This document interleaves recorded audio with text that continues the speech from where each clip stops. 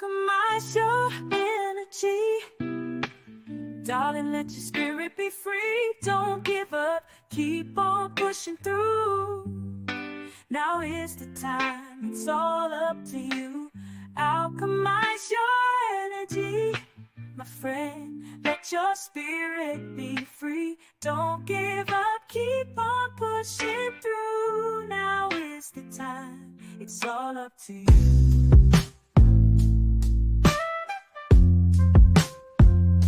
No matter the storm, but over tragedy. No matter the storm, but over tragedy. No matter the storm, we will always take flight. Keep on pushing through the darkness of night. There's no limit, let's reach for the sky. Shine so bright, from darkness to light.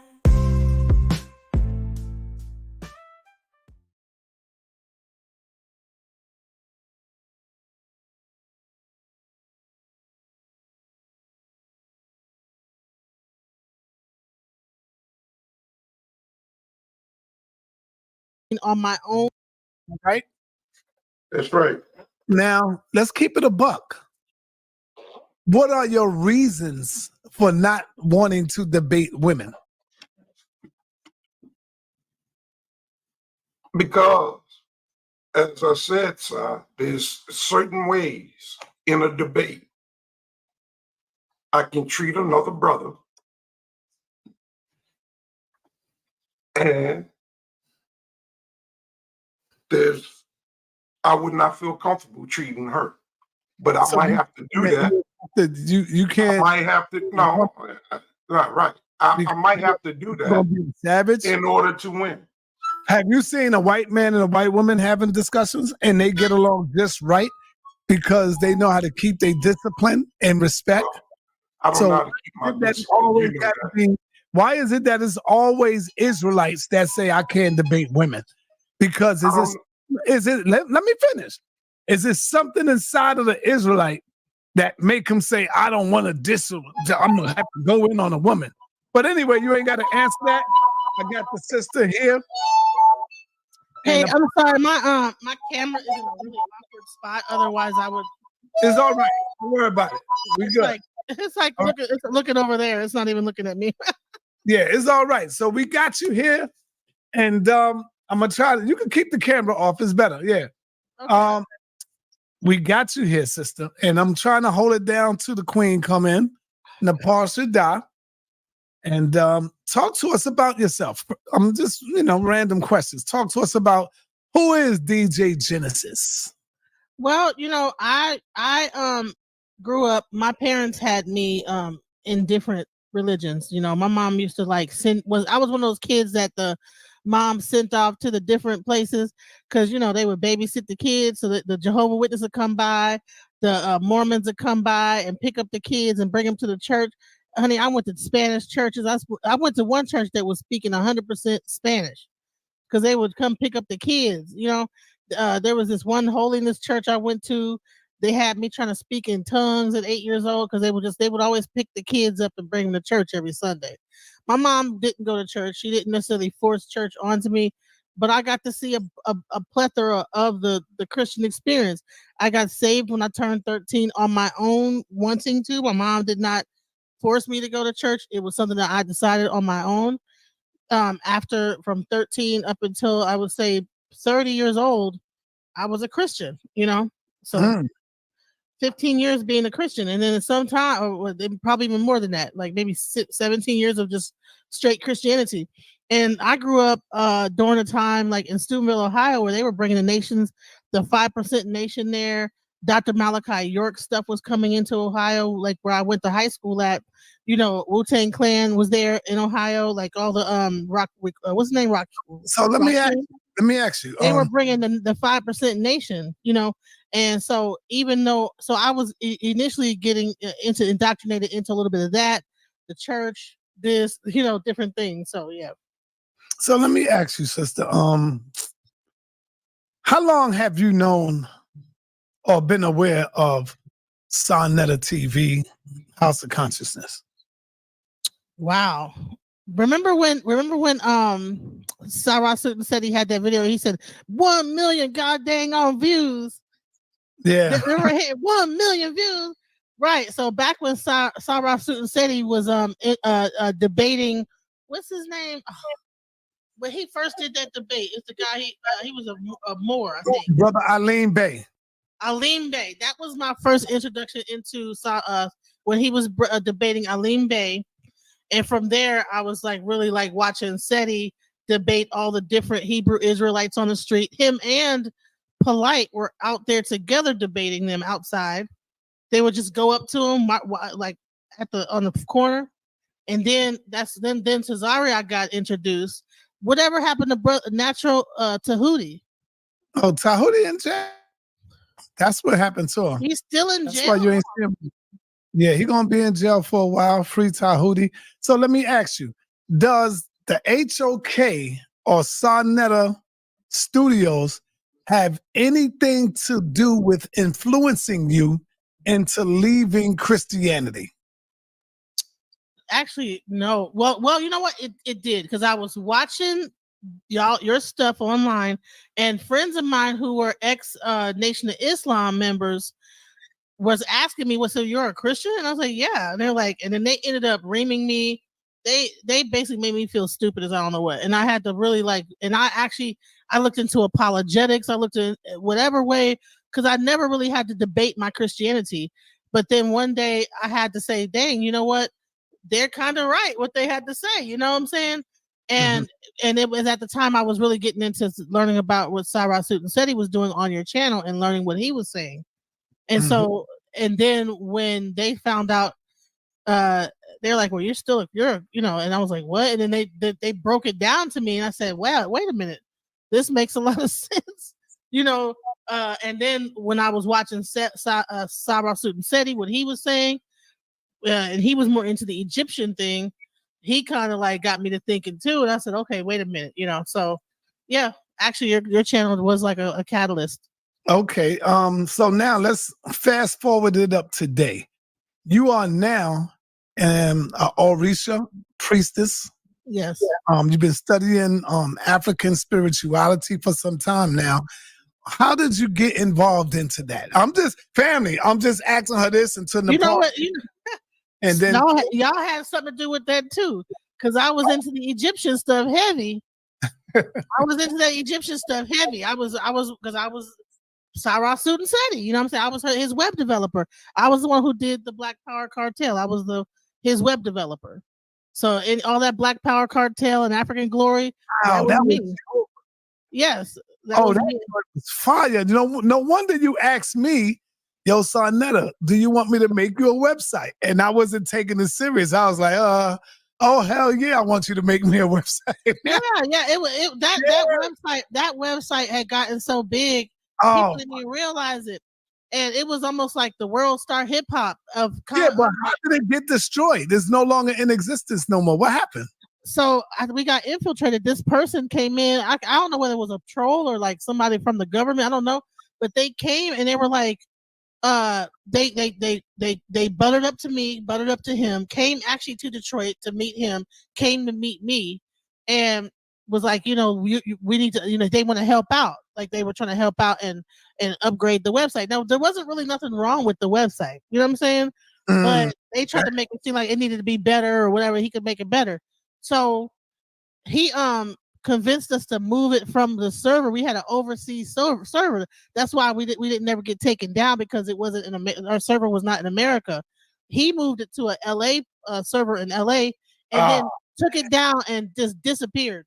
Took our whole website, all the data, everything, and just disappeared. Yeah, I need you to hook me one overseas like that for real, sister. Yeah.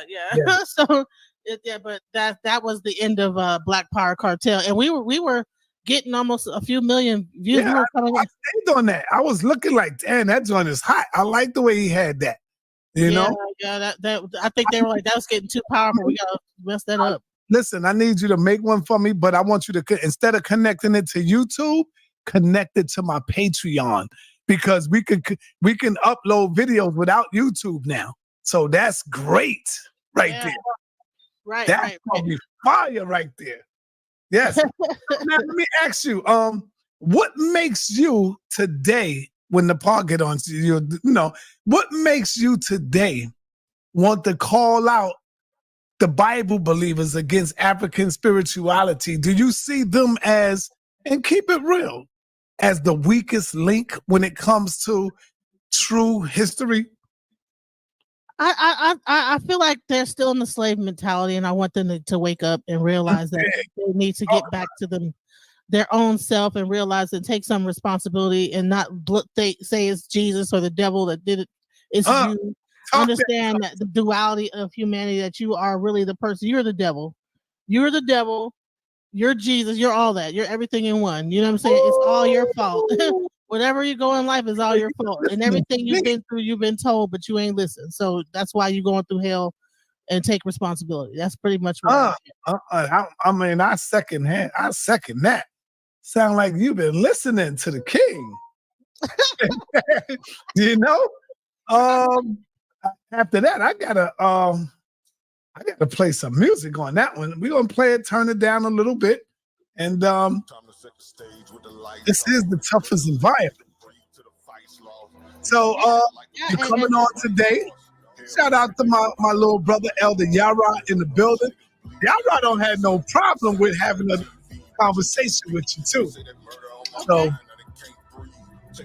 the main thing is that the Jews are still waiting for a Messiah to come, a messenger to help them. Guess what? You are the Messiah. Yeah, say that again. Everybody's waiting on someone to come. Guess what? They ain't coming. No one's coming to save you. No one's coming to save the Jews. No one's coming to save the Christians. No one's coming to save. Once you realize that, then you can start saving yourself. That's what I believe. Then you can begin to what? Give yourself the power that it needs, right? Right. And then they want to say that what we're doing, we're evil, we're witchcraft, is magic, is this, that, the other. Well, you need some magic. Everybody that's running any state, they get a divination done so they can know what's going to happen in the future. We're the only ones that's dissing our own religion, our own practices, while everybody else is empowering themselves through our practices. But we're downplaying our practices. How could you be a Hebrew Israelite when you and this like African spirituality when you have the Kamala that does the same exact thing? All religions have like a anti other side of it that practices some sort of magic. Even the same thing with Islam. I think Christianity, I don't know what they're doing, but I think there's some like magical aspect of Christianity too. Okay, for y'all who don't know who this sister is, this sister been putting in work for a long time. She is here tonight to give the Bible believers a call out. This will be her first debate in the toughest environment. She knows what this is about. She's been watching for a while, and now she's ready to add her part, bring her part in, to wake the people up, so to speak. And so don't look at her as just a woman. When I hear brothers say, I don't debate women, I take that as disrespectful, because what I see when brothers say that, you are either afraid of having a sister beat you down, or you think she can nowhere be on your level. And then you say things like, well, I don't want to have to address her like I'm address a man. And what are you talking about? You don't know how to be disciplined? You don't know how to just deliver information without having to get emotional? As far as I've seen doing these shows, it was not just Israelites, but it was mostly of the men who are more emotional than the woman. Facts. Where my bomb at? But I put this one there, though. Damn. There were more men getting emotional, couldn't stop talking, didn't have no discipline than the sisters. So we got to stop that. This sister is here to show forth her power, her intellectualism, and share the information. Talk to us about that, sister. When you hear men say that, Genesis, I don't debate women, what goes to your mind when you hear that? Maybe it's because they feel some respect. I mean, they come from a woman. You know, we gave birth to all the men, so maybe they don't want to disrespect their mother. But why would they have to disrespect their mother? We're only having a debate. Well, a lot of these people, yeah, you don't talk back to your mom. Who talk back to their mama? Okay. I believe it. Ifa religion is one of the first. Is actually the first. The nature-based religion. That's where everything comes from. So really, can you debate the origin? Hey, let me ask you this. How did you get in touch with my chess teacher? What? You are getting ready to interview and you don't even know one of my chess teachers. I am? He's a Babalao. Oh, I just interviewed him already earlier today. Oh my scene. Yeah. Oh, you could have came up and said, hey. Yeah, I mean, I wanted you to bring my name up and say, yo, Saneter. He would have been like, oh, yeah, that's one of my teachers. Oh, wow. He is a master chess player. See, you ain't even That's the thing, is that the priests in our tradition are masters at everything. Yes. Pretty much masters in general. I mean, hey, listen, we would play for money, and this man, I just couldn't get over him. I couldn't get over him. I had to go through him. But once I realized that I just can't do it, I started playing them just to learn. You know what I'm saying? Yeah. Because I would go to the chess club, and in the chess club is about 20 to 30 people, 20 to 25 people sitting all around with the chess. And he would be sitting there by himself because a lot of people don't want to mess with him because they know they're going to get beat. So I would sit down and he's ready. Let's go. What we playing for? $5, $10, $20. And I'm telling you, it's 5-minute game. He will give me 5 minutes to his 2.5 minutes. You hear me? Wow. And he will spank me. He will spank me. And I'll be like, damn. Were y'all doing the fast one, the fast chess, or y'all doing the speed chess with the clock? And I'll be like, I know I can hold him off for like 5 minutes. And no, because his moves be dangerous. Every time you catch him, he's reading a book. He's reading plays and he's doing all kind of stuff. Yeah. And he knows like 7 different languages. He travels around the world. That's another thing, is that the Babalaos and the people that are usually in this religion travel to do the initiation. So they have to learn different cultures, learn different things. Next time you speak to him, tell him Saneter gave you mad praises. He'll say, oh yeah, that's my brother, Saneter. He'll tell you. Yeah. Yep. You know what? I wish I would have known that he taught you chess. I'd have had you come up there and say hi to him, surprise him. Yeah, I wish I would have known you was live with it. No, he ain't teach me chess. No, but I knew how to play chess. How to play better, teach you better. Couldn't get over. You know how back in the days, Michael Jordan couldn't get over the hump of beating Detroit. Right. And I couldn't beat him for nothing. I might win, let's say out of 20 games, I might end up beating him twice. Wow. But I couldn't get over the hump, like, damn, just constantly drilling him and beating him. You know, one thing about Babalaos is that they have to memorize their whole thing. The whole thing to become a priest in that is you have to memorize things. Like, so imagine he probably memorized entire books of moves and like strategies. Yeah, that's what he by heart. Yep. So he probably knows like different opening moves by heart and like all types of different stuff. Yes, he do. Yep. Yeah. So that's one thing. But anyway, let me see where Nepal is at. Nepal. Let me see where my queen is at right now.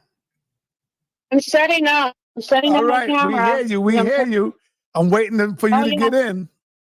I'm running out of So what I was saying is that I'm on my way. All right. So I was saying like the nature-based religions are like the mothers of those other religions. They all come from, so it's really hard to want to debate those things, because when you have these different when we came over here, we hadn't heard the reason why we were able to syncretize our religion with Christianity and those other religions, because it wasn't the first time we heard of it, because we already had it in our religion already. It already existed. This it wasn't the first time we heard of a virgin birth. It wasn't the first time we heard of like someone dying and resurrecting. So that's why we were able to like say, oh, okay, that sounds familiar. We could be very good Christians. You know what I'm saying? But somehow we just lost our way and became all the way in when we were only supposed to be halfway in. We lost our way and now we're all over the place. I'm sorry, were you saying something? You're I can assure you after this presentation you're gonna do tonight with Nepal, you're gonna have some Bible believers lining up to take you down. Now I know it may look easy, but I'm gonna tell you right now, because you are riding on the back of the ancestors, the spirit of the ancestors, that's gonna guide you, and I think you're gonna ride through them, run through them. It depends. I'm not trying to run through people. I'm just really trying to create awareness, because I just think it's sad that people are still, it leads to that whole behavior where somebody can do something to us and we'll be like, oh, I'll forgive you. Somebody could kill your son, and then they'll come back with, all is forgiven, right? And when I see people do that all the time, they could do the most brutal thing. Whatever the girl named Sonia Massey, her mom came out. Oh, you guys stop saying that. It's all good. It's like, but if we really got into other spiritualities that did not say to turn the other cheek and to actually fight back, or to, you know what I'm saying, then we wouldn't be sitting over there just accepting the situation that we're in. African spirituality is not like let you just lay down and take it. You know what I'm saying? Yeah, let me bring in this brother. This is the one you were speaking to yesterday, Apostle. He said he don't debate women either. But Apostle, do you have a question for the sister? It's just a question. Unmute yourself, brother. And this brother is he's an Israelite, as you could tell. He go by the name of Apostle. I like to show her something. I'm gonna share my screen. I'm not going to play it. I just want to show it. Okay. The cover, because I know how you are about showing videos. So right. This is not going to hurt you.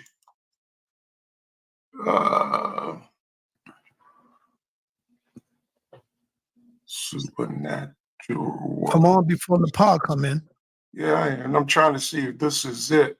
Yeah. Share my screen. You see that? Is it sunny in your house? The sun is out in your house? In my house? Yeah, he's looking around too.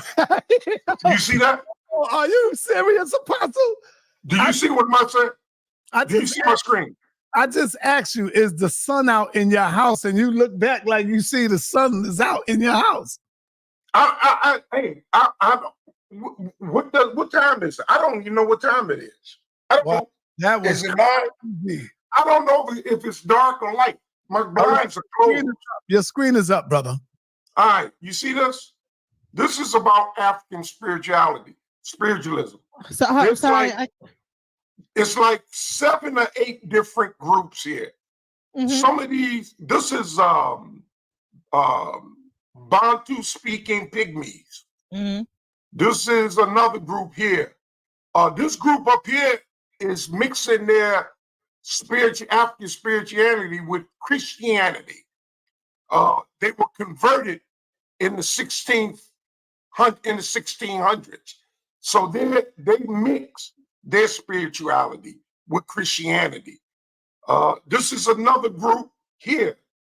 And this is just 3 of, I think it's 8 groups or 12 groups throughout Africa, throughout the Congo, that are dealing with African spirituality. I watched it the other night.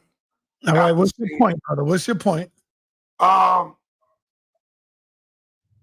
remember what I was talking about? You asked me what's the difference between a Hamite and a Shemite? Yes. That's the difference. You see these guys? Yes. These are Hamites. How did you know that? Because of the way they dress. All right. The way they act. Guys over here are Hamites. These guys on this screen, these people. And they are African. I'm not sure about this one. These are African. This is a pygmy. One Okay. of the Bantu groups in the Pygmy forests. Yeah. These people only like 4 feet tall. Right. And so you're saying that those are the what? They're Hamites. But I'm saying that this is dealing with tribal supernatural abilities. So which one of these Discovered. which one of these groups are Israelites? None of them. Okay. None of them. Well, what's the difference? It says a tribe with supernatural abilities. It's like they can fly. They say they can jump so high and then they look like they are suspended in the air. And they can stay, some of them can swim and hold their breath for like 10 minutes underwater. They can do things that normal human people can't do because that's what they develop their lungs. So if that's true, what makes you think you are more elite than them? Brother, it's not a point of What being makes you think elite. you are better Let than me stop that. they Let could me do stop things? this. Hold on, brother. They could do things that you can't do, Apostle. That's right, because Hold up. So the Most High has given them the ability to go underwater longer, to run faster, to jump higher than you. Why you think you're better? Why do you think you're better than them? I'm thinking that I'm better than them. I'm not saying I'm better. Well, that's what y'all say. Y'all say, No. stop, man. Y'all always say that y'all are better because the Most High chose you, that y'all are better than everybody else. Now you're saying you don't think you better. Which one is it? I always be tripping Apostle up. Let me move on. Let the sister go. Sister, go ahead. Well, I can't respond to that lie you just told me. All right, respond. Is that what you said? I can't respond to your lie, your misstatement about me. Respond, brother. All right. Most High chose Israel to represent him in the earth. He said we were better as a people, not as individuals. He says, but we know we didn't do the right thing. So we failed. We failed as a people. We failed. why do you guys believe We went that? into slavery as a people. Why do you believe As a people. So as a people, now I didn't go in slavery as an individual. So first as an individual, but as a nation, we've been cursed because we broke God's law, his commandments. Now, what I said about these people, they live near the coast. I don't want they to be do, too long-winded all they do is swim for their food. So they swim the deep waters to catch their food. They've been doing it for years. all right. For the years, Point made. lungs. To recognize when it's a sister show, I don't want you to be too long-winded. I'm And not being too long. Let me decide. right. I said to respond to all right. your Thank you statement. for responding. Now, Apostle, hold up, Genesis. I'm gonna pass the mic to you after this one. Now just pass it to him. Yeah, You come back to me, I'm gonna have to come back. Apostle scared of my question. Just Apostle, pass it to him. man, let me ask you this: a simple question, brother. Did the Most High, your God, put you into slavery? Yes or no? Is this the Most High doing? Yes or no? We violated his law, and as a result of violating his law, we went into slavery. Right. Did the Most High put you into slavery? We put ourselves into slavery. Now, hold on. All right, thank you. Family, they are moving the goalposts because I came up with these questions.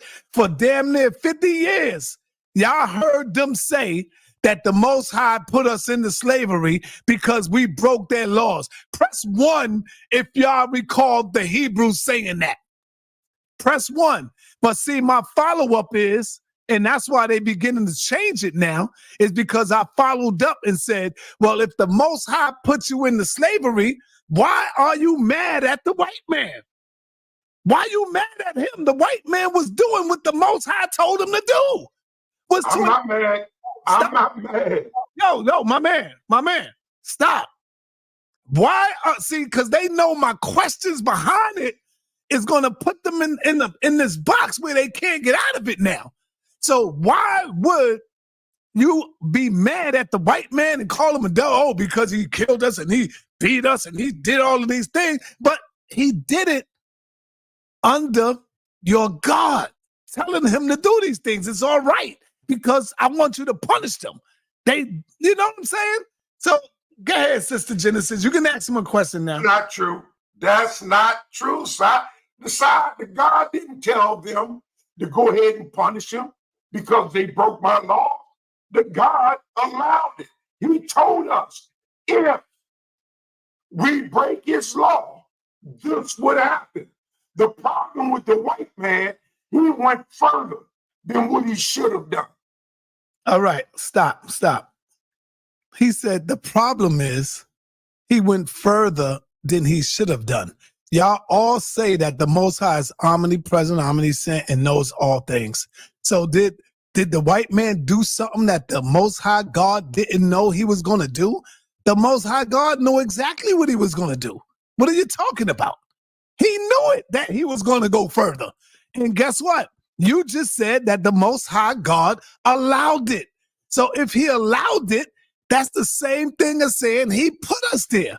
And that's why he has to suffer. That's why he allowed it. So let me bring on my sister. I don't want to mess up the show because here's a question: like, ahead, what is this one law that the Hebrew Israelites broke? This one singular law that was the straw that broke God's camel's back. He said, "That's enough. I'm punishing y'all forever." What was this one single law? What was it? it wasn't one single law. It was all of them. We broke them all. Okay? And as a result, it's like the law of reaction. For every action, there's a reaction. So because we broke the law, we were punished. That's all. Just like any child that breaks the law in his father's home, he gets punished. He gets correction. Saneter like to act like he's doing something so slick, putting us in a corner, but then he doesn't allow us to answer the question. He cuts it off before we finish asking the question, and then he moved the goalposts. But everything that the white man has done, he's going to have to pay for it, just like we had to pay for it. His reckoning is going to come for the correction that he gave us. Because, like I said, it went too far. But this doesn't affect me as an individual. No, I'm just trying to understand. I'm just trying to understand the doctrine that you believe in. Okay, so you believe that God, okay, that created the universe, the heavens, the earth, stars, everything. I mean, basically, there was nothing. All of a sudden, there was something. That this all present, omnipresent God is worried about a law that gets broken on a planet that He created. And when He created all laws and He created all sin, everything good, bad, evil, and different is all comes from one source. So then He gonna be mad at because little ants on the earth, these one creatures that break all the laws. Say you were supposed to build a building, you didn't build the building, you got lazy, but God created all of this. So He punished for centuries. Now you guys are upholding that you guys are this under punishment for generations upon generations, and you believe this is what you believe. Don't you think that you're cursing yourself by even believing that? Not as we're cursed as a people, not as individuals. I'm blessed. I'm very fortunate. Right, but don't you? But as a person, as a group, as a whole, I can identify that my people have been cursed because of our own actions. Yes, just like any child that goes against their parents' rule, they are punished and then corrected. That happened to us as a whole, as a people, as His people. that he chose from among all people. to Okay, we have represent a him. dialogue, Apostle. Do you believe that God is outside of yourself? You believe that God is like out in the sky somewhere and not connected to you or within you? Do you believe that you're a part of God? Good Sure, I'm question. a part of God. He's a part of me. He's in me and he's out of me because he's omnipresent. So why would God curse himself? He's not limited. He didn't curse himself. He cursed the group of people that he chose to represent him. Okay, say I choose my arm to represent me, and say my arm I wanted to catch a ball and it just don't catch the ball, and I start cursing my arm. Like why? But the arm's a part of me. I don't know about the arm, but I know the Bible said if your right arm or your eye offend thee, pluck it out. See, that's where the doctrine is crazy to me, because why would you that when I read something like that, that's crazy. I know. It's crazy to you because you don't understand it. You're gonna spite yourself. So what? You can go back and forth. Let her finish. I believe it's hard to go back and forth when I got interrupted and answered the question. No, it's not. Go ahead. Go ahead. Ask the question and then listen, brother. Listen, Apostle, 1 minute. What you got to learn is how to have a dialogue. You go for 15 minutes or 5 minutes and don't know how to stop. And that's when I get into it like, yo, Apostle, you got to let her talk. So go ahead, Apostle, you can finish. But remember, she's on the other side. So go back and forth. I won't even jump in it. Go ahead, brother. You got the floor, Apostle. Sir, you got to be honest, man, because before I finished answering my question, she was already involved in my answer. We starting now. You didn't say anything. So stop. Go, Apostle, go. You know, yeah. So the answer is, the scripture says, if your right eye offends you, it's better to pluck it out than to allow it to cause offense. In other words, I am to control my eye. My eyes are not to control me. So in other words, I'm not supposed to allow my eyes to lust or lust where they don't have right to be lusting. I'm to control it. My mouth, I am to control it, not to allow it to control me. Because within my mouth, there's power. There's the power of life and death. All right, let us speak. Go ahead, sister. So you don't believe the mind controls the eyes, the mouth, the arms, the everything like that. So basically, you need to pluck your whole brain out, because if your eye is moving to the side and your mind was the first thing that even made it move. So why would you even believe that you should pluck your eye out and you ain't dealing with the root of the problem? That's what. Okay. So it sounds to me that this is a root problem issue. It needs to deal with the root. If the root cause of the problem is your mind, why would you pluck out your eye? Okay, so she gets to continue, but mine is limited to just a quick answer. But she gets to go. So no, you didn't understand what I said, sister. Everything I said is stop. Right. Hold on, Apostle. I'm sorry, brother. But Quash, let me bring on Nepal. Nepal, you can go ahead and take over your show. You got these brothers in the back. If you wish to bring them on after she finished, that's pretty good. That's on you. I'm gonna step back and let you run the show. The show begins now, family. I pass the mic to my queen here. Thank you, Saneter. Actually, the show already began because I heard it. You guys were doing great. Thank you, Saneter, Elder Quash, Elders, Apostles Aquan. Yes, we want them to come in. Peace to you, Genesis, my sister, my friend Genesis. Peace to the chat. Peace. Okay, so you have prepared a presentation, which is awesome. I recommended that you do that. Would you like to go ahead and get that started? Do you want to have me bring that up? Yeah, you can bring it up. Or should I bring it up, or I don't even know how to share it, go to present, and then put it up there, and then I will let you share it. Okay.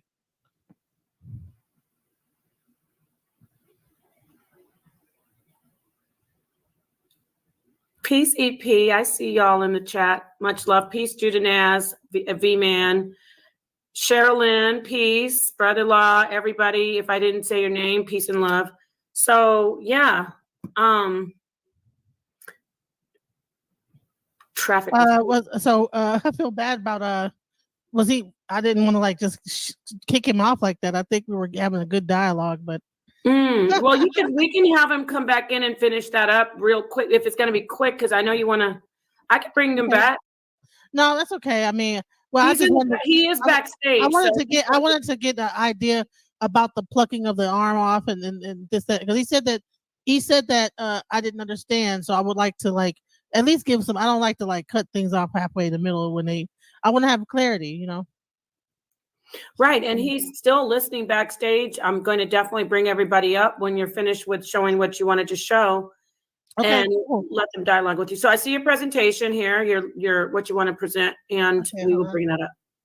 Okay, so I wanted to talk about just the differences between African spirituality and Abrahamic religion, right? There's a lot of things that are similar. There's a lot of things that are a little bit different, So African, I just wanted to really do a comparative, so that when I actually discuss the reason why I think that people should get more into cosmology versus religion, spirituality versus religion, why it's important in today's society, why we need to get away from this mindset. So let's just talk about the biggest misconception. African spirituality is not polytheistic. It's monotheistic. We believe in one single God, Olodumare, and other religions might have another name for it in its own thing, but for the most part, they have the same kind of layout. And these are the African spirituality, meaning nature-based beliefs. If you're a Native American, Hinduism, nature-based tribal religion, Kabbalah, Hinduism, Taoism, all those different things. Ancient Egyptian religion, closest relationship. Monotheistic, they believe in a single God. Prophets, they believe in prophets, scriptures as a source of guidance. Linear view of time with an astrological focus. Covenant relationships between God and humanity. African spirituality, deep connection with nature. Everything is interconnected. Spirituality is integrated into daily life. There's a holistic approach to life. Herbs, science, math, music. It's all about being at one with nature. Earlier, he was talking about a tribe that practices African spirituality. They're able to get in the water and swim underwater for long periods of time. Why? Because they're in tune with nature. We've gotten away from nature, and the more that we get away from our original cultures and spirituality, and we go into this Abrahamic or monotheistic, this Abrahamic religious aspect, we begin to get further away from nature. I'm sure at one point we had supernatural powers too. But as we got further away from our initial belief systems, we lost our spiritual power. So let's go into this. African spirituality, rituals include, so let's get into our rituals and practices. Rituals include offerings, music, dance, and communal activities. Divination is common for spiritual guidance. Divination.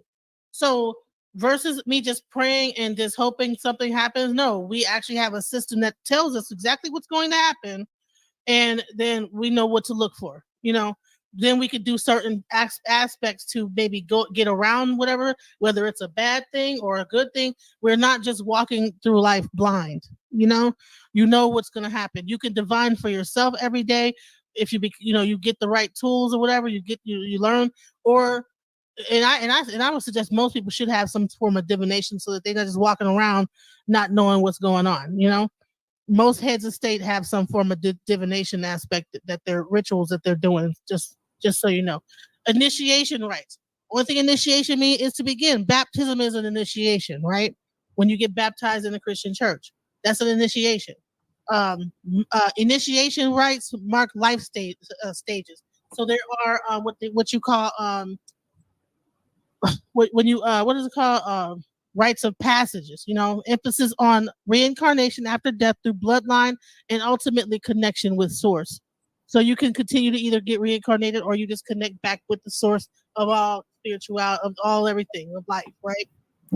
Worship involves prayer, reading sacred texts, congregational gatherings for the individual and the community, sacraments and moral laws guide daily life for the individual. Emphasis on ethical conduct and individual salvation. Worship. Okay, so Abrahamic worship involves prayer, reading sacred texts, and congregational gatherings, sacraments and moral laws guide daily life. Emphasis on ethical conduct and individual salvation. That's the main thing. And worship involves prayer, reading sacred texts, and congregational gatherings for the whole. So you have like one thing that's more individual and one more thing for the whole. Sacraments and moral laws guide daily life. Same thing. So there's actual aspects of very similar things within both, you know. Which the only thing is, I believe that that African spirituality is actually the root of when religion borrowed from to be able to control people. I believe that when they wanted to control a group of people, then that's where you get religion. But when you have individuals that are in control of their own self, that's where you get spirituality. So African spirituality worldview, there's a holistic view. Physical and spiritual realms are interconnected. No concept of good and evil. Time is seen as cyclical with continuous rebirth. Deities are personalized and tied to natural elements. So let's get into no concept of good and evil. There's balance, you know. For sometimes something bad has to happen for something good to come about. Sometimes things have to be wiped clean. You know, if too much bad things are happening, it might have to get just wiped away and start all over again. And we could see that as, oh, that might not be fair. A lot of people might get unalived in that situation. But guess what? The cycle continues. You know, and if you don't see death as a end as an end, and you understand that we're all a part of one continuous spirit, like this, that we're all one, and separation is actually an illusion, that the spirit, that nothing ever really dies, then you really don't have a concept like that one thing is good or bad. In one life you might be a serial killer, in the next life you might be a saint, you know. And you just have your life continues on. You choose your time here. You chose to be here to experience everything that you experience here. So when you so the way that African spirituality looks at life is as though that this whole life was a choice. That you chose to come down here. You were told everything that was going to happen to you. You chose to be tested in some type of way for maybe a lesson, right? Because you're really a part of God. So God basically wanted to experience himself, wanted to experience his own life by coming down to earth in different different aspects of himself. So that's going to get even deeper, but I'll get into that, you know, later. Abrahamic religion have a dualistic worldview with a clear distinction between good and evil. Time is linear with a focus on the afterlife, you know. So you live, you pass on, then you go to heaven or hell. You get punished if you did something wrong. If you live a good life, you have salvation. And then they have a universal mission to spread beliefs worldwide. So community and identity. So African spirituality is tied to ethnic and cultural identity. They have community-oriented practices. Collective well-being is prioritized. Cleaning away negative influences, Itutu, rites of passage, Igbodu, and offerings of appeasement, Ebo. So those like when you get into sacrifice, right? Itefa is a ceremony and initiation process that can last 4 to 16 days and is intended to elevate the spirit, heal, and empower participants. It's a significant part of the Ifa priesthood for trained Omo Awo and Babalawo. Abrahamic religions believe in a global identity with diverse communities, focus on individual faith and personal salvation, baptism, communion, Hajj, bat mitzvah. Priests go into seminary school after being trained under a priest. Some go to college, get labeled a priest, etc. So, cosmology and religion both seek to answer fundamental questions about the universe and existence, but they approach these questions from different perspectives and methodologies. So cosmology is from a scientific basis, study of origin, evolution, and the fate of the universe. They have an objective approach, rely on empirical data, mathematical models, and observational evidence. Focuses on the physical universe, including galaxies, stars, cosmic structures. So when we even get into Ifa, our divination system, the actual Odu Ifa is basically a mathematical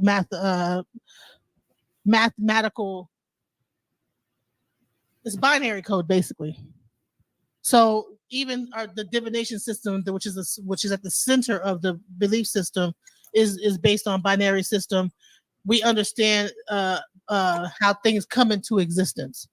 It's not just a matter of God is just not a complete mystery to us. We understand that God is too busy being creation itself to be involved with worldly things like laws and punishing people and all this other stuff.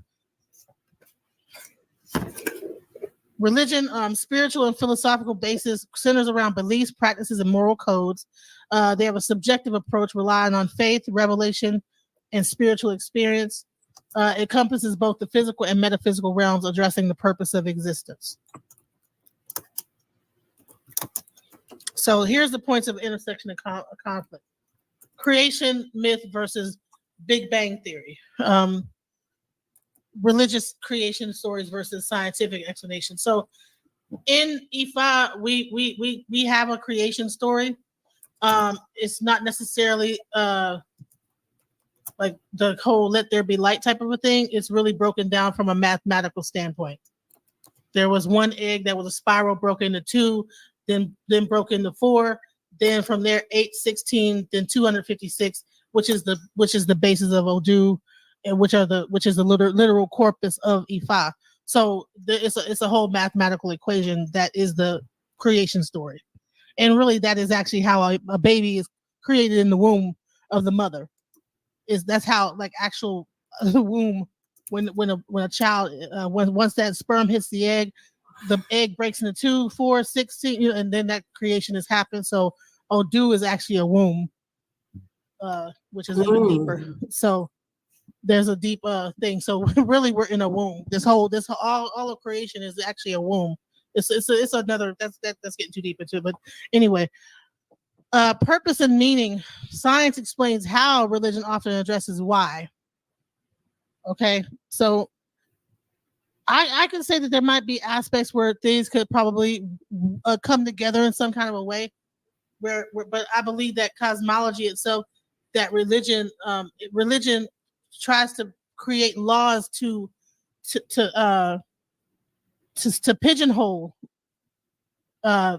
spirituality, and spirituality does not have the laws are not going to that doesn't match, Yes, not to interrupt your flow, but do you see the question on there? Is this actually your thought, or did you get this quote? Are you quoting somebody? Elder Yara says, whose work are you reading from? Is this some original stuff? This is my stuff. This is what I typed this stuff. Oh, okay. There you go. Peace, Elder Yara. That's a good question. Okay, go ahead, sis. Sorry about that. No, this is my writing. Now the next step is when I actually, when we get deeper into it, when I actually go into a debate, then I can bring out source information. So let me just show you the Odu Ifa binary code, right?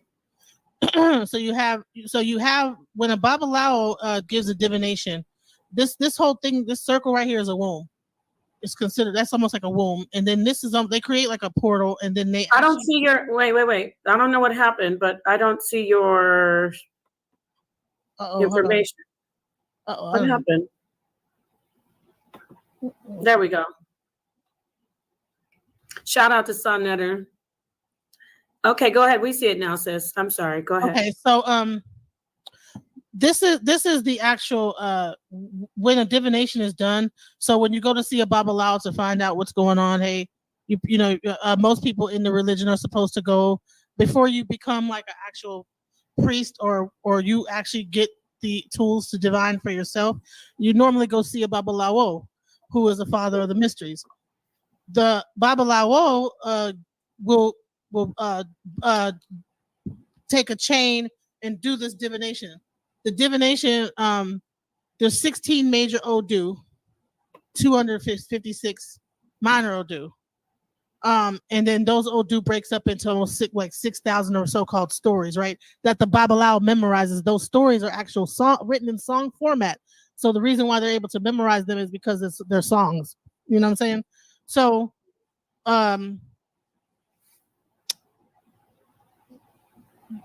basically this is a mathematical system. It's almost like a database, you know. So it's almost like they throw the pulley down, the database spits out a number, and then this number is what your Odu based on the energy, whatever, and the stories that align with it, and whatever, whether it's good or bad, etc. Right? But this is actually a womb.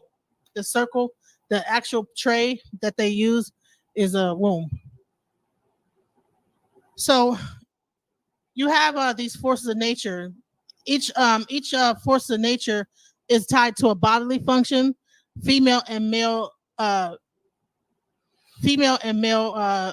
principle, as well as like different, like, aspects of functions of the body.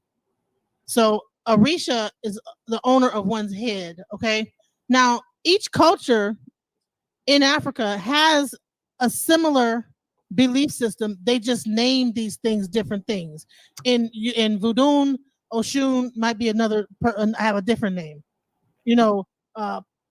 Ilegua is Papa Legua Papa Legba in Voodoo. In another culture, it'll be they also have the same thing in Palo Mayombe, which is the Congo belief. They have the same like Orishas, but they're just named different things. One culture is more dealing with the muerto. The other ones are dealing with the so-called light spirits, but that's a whole nother story. So this is the divination chain that a Babalao uses. And this same kind of chain is used throughout multiple different African traditions. They have different ways of divination, but throughout Africa, divination is a part of their culture and a part of their belief system.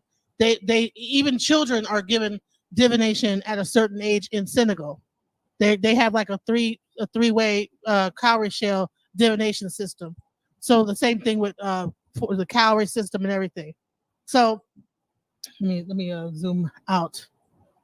So before doctors and hospitals existed, they used divination to figure out if someone was sick.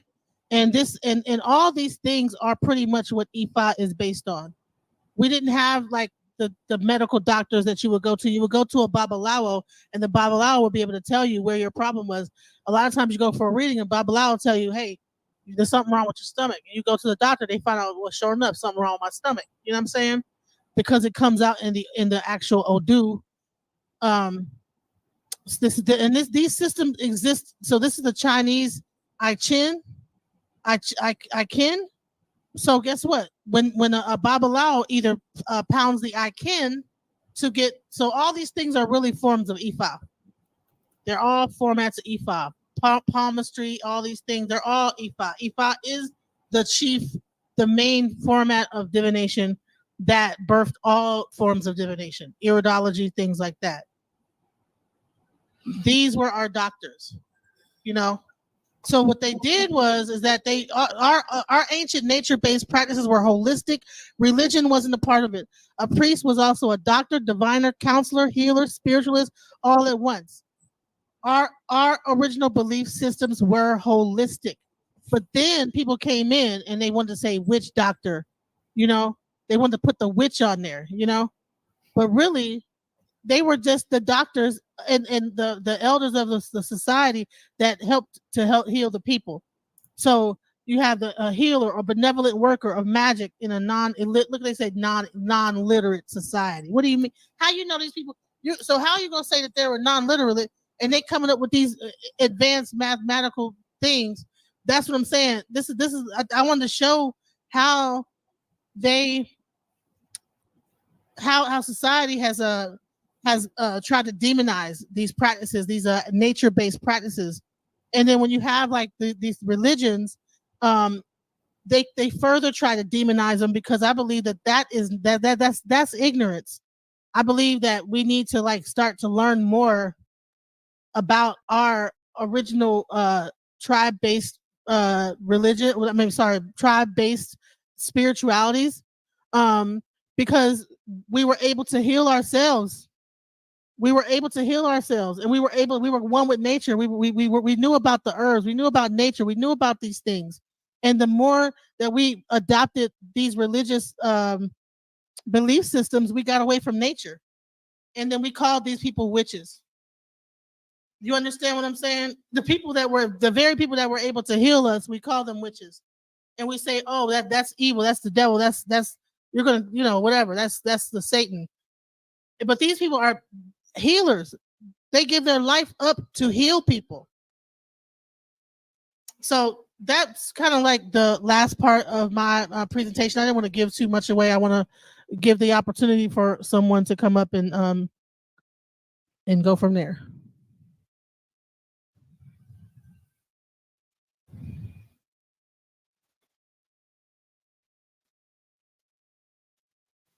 Napa, hello? I'm sorry. Were you finished? I had to check my daughter. No, okay, so that was very good. Now, we've had a lot of feedback in the chat. We had a lot of feedback in the chat. Was it bad or good? I didn't even look at it. Well, not even bad or good. Just people who obviously they follow the Abrahamic faith, so they want to definitely come in. Do you want to take some LDR? I really think you should come in. And peace to you. You should come in and ask her some questions. You had some good questions in the chat. Mighty Hebrew. I'm going to drop the link again. I think this is going to be a great debate if she can get somebody to come in and debate her. I see. Are we debating right now? Or are we just getting ready to? No. Just because I want to get my. We could like come up with the actual what we're going to debate together, like what we're going to speak on, and then that way I'll be able to put together all my ducks in a row. But exactly. I did want to come out and at least, That's what you're doing. You're just doing a call out. You're not, and I was like, hope she's not putting all her information out. Yasha. No. A lot of the Hebrews and Bible believers are like, not a lot.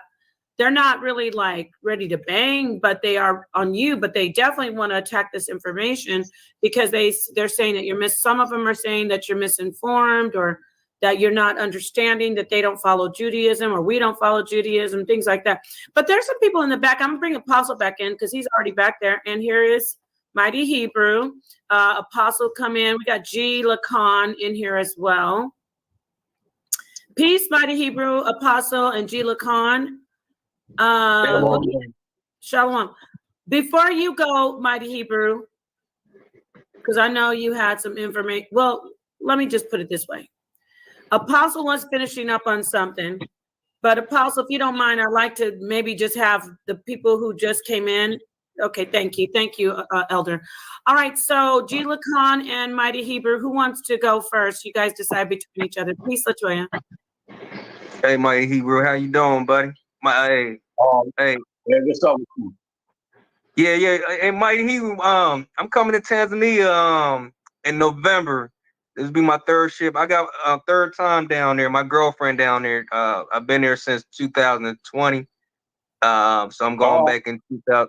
I'm going back in 2024, November 2024. Oh man, okay. We can link up. We can definitely link up. On the real. That's what's up. But yeah, my question. I'm from. I like your presentation. What's your name again, ma'am? I forgot your name. Genesis. Yeah, I'm actually from Liberia. Mm-hmm.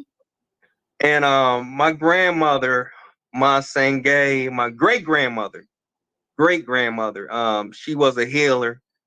She what most people out west would call her. I think they would call it witchcraft or whatever the case may be. But she was deep into medicine. She healed people. Matter of fact, she healed this one guy from Germany who was I think it was in the 1940s or 50s. And the man wrote back how he wrote to her when he was in Germany, thanking her, and ended up sending her a gold watch. My dad was telling me about that, how well she was a great healer. I'm not big in religion or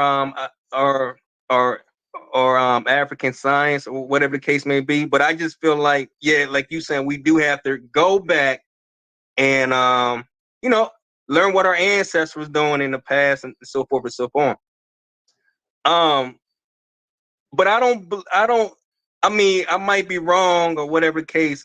I just don't think I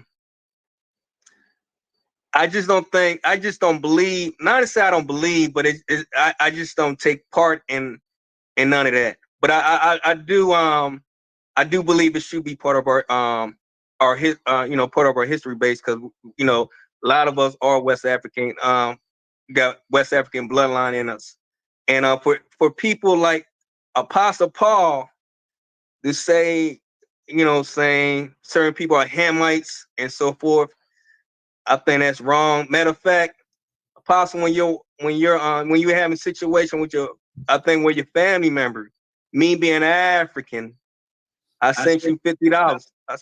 I sent you $50 to help out with your cause, and I don't think you should talk bad about Ace. If you don't know that much, you shouldn't talk bad about certain people that you think that you are better than, or what your Bible think they are better than, to to talk Excuse me, bad. brother. Who I have did a you? question. I have a Hold question on. about Who the did you Hamites. hear me talk bad about? You I have a call question about. somebody who got you describe a certain group of people as Hamites, right? So Hamite mean bad? What But Hamite If mean the to you? Bible refers to certain groups of people in Africa as descendants of the man Ham, I'm speaking bad of them? but hold on. I have a question too. Are you sure? Am I Aren't speaking the Hamites negative? from like Because I Egypt? say What's they your are question, man? Hamites. Man, what's your Keep it in question, man? order. Aren't What's the your Hamites Keep it in from order. he Gee, showed 12 people do from like you North want me to Africa. send you back If your the $50? Hamites are from North Because Africa I can and send it Egypt. back to you. What you said, ma'am? I didn't hear you. I didn't hear Gee, you, I'm man. talking to you. That's it. Let's do this in order. The young man was first, then me, because Yeah, but he I brought me up. Hey, Cole, I'm responding to him. I'm Okay, responding to him. He said Okay. I was speaking bad and saying they're Hamites. That's what the Bible calls them. That's not speaking bad. Well, I'm neither speaking negative or bad or good. but But Hamites if are from you North want your Africa. $50 back, I'll be glad to send it back to you. Because I don't want you thinking that I'm beholden to you. You didn't even have to mention that you sent me $50 unless you want some on your back for doing it. Because if you was doing it for any other reason than support, I don't need your $50. I will gladly send it back to you. I'm What were talking you to saying you, now? T-Con. I'm listening to what you say. You know what I'm saying? Now you can hold that $50. That's no money to me. No. Okay, let me get y'all. Hold on. I gotta come in here. Hold on. The Hamites. Genesis, give me a minute. Let me get it back in order here. All right, Gila Khan, thank you. Elder Apostle, thank you. Now let's get to Prince Charlandina and get back to the show about her presentation. I'm going to let you speak in a second, Genesis, and then we'll go over to Elder Quash. What did you want to say, Genesis, before we get this back on track? Because I don't want these brothers arguing. So the Hamites are from North Africa and Egypt. He was showing people from South Africa, so I don't understand how could you don't even know what their DNA was, if they came from migrated to South Africa or whatever. So you just call them Hamites because of they dressed a certain way. Yeah, we're not going to go into the Hamite conversation. Let's get back to your presentation because you're doing a call out. We can do unless you want to not go over what you presented. You know what I'm saying? No. I mean, I just when he did say that, it kind of bothered me when he said it. So I just wanted to. I've been wanting to say that. I don't know why that bothers you. This in my opinion, they're Hamites, but that's my opinion. All right, let's away from the Hamites for a second and hold that in the back burner. I'm getting calls from Saneter about this. This isn't my say. He doesn't want the conversation. He wants to talk about what the presentation was. And I agree. Buddy Hebrew, what did you want to ask? Yeah. Can y'all all mute your mics? Can everybody mute their mic? Yes, sir. Yes, sir. Please. Shalom, DJ Genesis. Ashe. Ashe. How you doing, my sister? I'm doing great. Okay. I just wanted to let you know that your presentation, it was excellent. I would definitely agree with you in your presentation based on the fact of Abrahamic faiths, or so they call Abrahamic faith, based on a social Western construct, which was born from out of Hellenism, roughly around 332 BCE, when the Edomitic sect known as the Idumeans. These are the people that developed Judaism or European Talmudic code. But if you speaking to like a Hebrew Israelite sovereign national, like myself, you know, I migrated back to Africa. I live in Africa. I'm originally from Philly. There is a Hebrew cosmological understanding of Hebraic thought. It's not linear in base. It's actually sectorial, with a line that controls the pattern of one's destiny. If you go throughout the Tanakh, you'll see reincarnation. What you call African spirituality is an outgrowth of the Bantu expansion taking place roughly around 722 BCE, starting to penetrate, they say, from the Levant, correctly, northeastern Africa area down to East Africa, where I'm located at, and then shooting to West Africa. When you talk about the Hebraic culture being monotheistic, no, it's not. It's henotheistic. When you look throughout the scripture carefully, you'll see that, yes, the Hebrews acknowledge the all-powerful power with powers within it, even though inferior to that supreme reality. True Hebrew Israelite sovereign nationals understand that they're Elohim embodied in human form. So when you was talking about incarnations and reincarnations, when one studies the Hebraic culture in its true original Hebraic cosmological and anthropological form, they clearly see that as Eastern, or what you're defining as African in base. Even when we start talking about the locations and the name callings of certain locations throughout the continent of Gurbansi, or what people now call Africa, right? They clearly see that names of lands in Africa are mentioned way more than European nations. When we look at the customs, when we look at the mannerisms, behaviors of circumcision on the 8th day, during the Pesach HaKak Matzah, different feasts, all these things took place in Africa. So it has to be brought into it, if you want to say, African-centered base. So you're correct if you're speaking about a Western interpretation by the way of Judaism, you would be correct. But if you start talking about it from an actual Bantu, Hebraic, indigenous understanding, you would have to define it as African in base when it's understood properly by a master within the Hebrew Kabbalistic understanding. So I do agree with you, Sister, in your presentation. What I don't agree with is the term Abrahamic faith, and as if the Hebrew culture is monolithic, when it's not. You're going to have your sages and your scholars within the Hebrew culture that can answer your questions. You might have some that they're on the street corner and they just, you know, the white man is just Esau, whoop, whoop. But behind the veil, you got sages and scholars in the Hebrew culture that can answer your questions.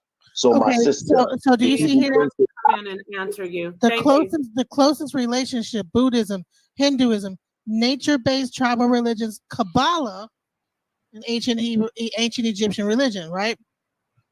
Here I just say Judaism. So I don't know what other I'm not really that in depth about the Judaism, like the Jewish mysticism and the cosmological. I'm saying we're not dealing with Jewish mysticism, nothing. We're the Hebrews that we're saying that we're descendants from the Yadavas.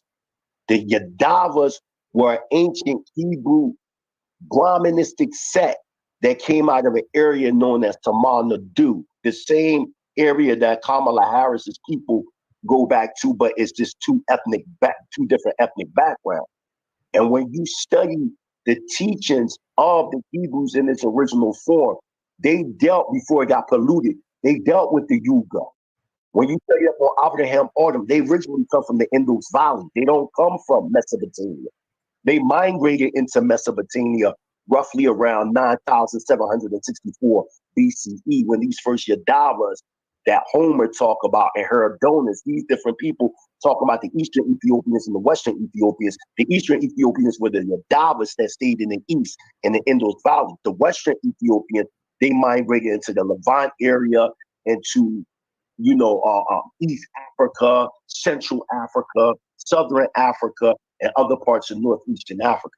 So when all I'm saying is Judaism is a European interpretation of African Hebrew cosmological or anthropological thought. I agree. Okay, let's let her respond, Mighty Hebrew. Let me let her respond. I agree with you, and I also believe that when certain people got together in their groups and started to have these councils with all these rabbis and decided what was going to be left in and taken out and this, that, the other, they saved a lot of like the deeper stuff and hid all this stuff wherever they hid it at and kept it for themselves. But the bottom line is that when we get back into like the nature-based traditions, we get back connected to the real understanding and the cosmological understanding. So I'm not trying to say if with Judaism, if they have a sect of that Hebrew Israelite that is into a holistic approach, that is more of a culture versus just a religion, where it's not controlled by this law of this, that, the other, or I have a covenant, this, that, whatever this other stuff is, linear view of things. If they have that I'm 100% down with that, because we believe that that's all the same. It's all one anyway.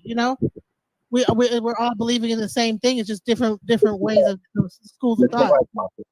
Thank you. We need to move, thank you for your input, Mighty Hebrew. If you want to hold on and ask some more questions after we get to the other panelists, I appreciate it. But Quash, you have, I think it was, yes, but Quash, you haven't spoken yet. Peace to you. What would you like to address with the sister? Hey, shalom to everybody. Shalom. I got a question for the sister. As far as spirituality, what source would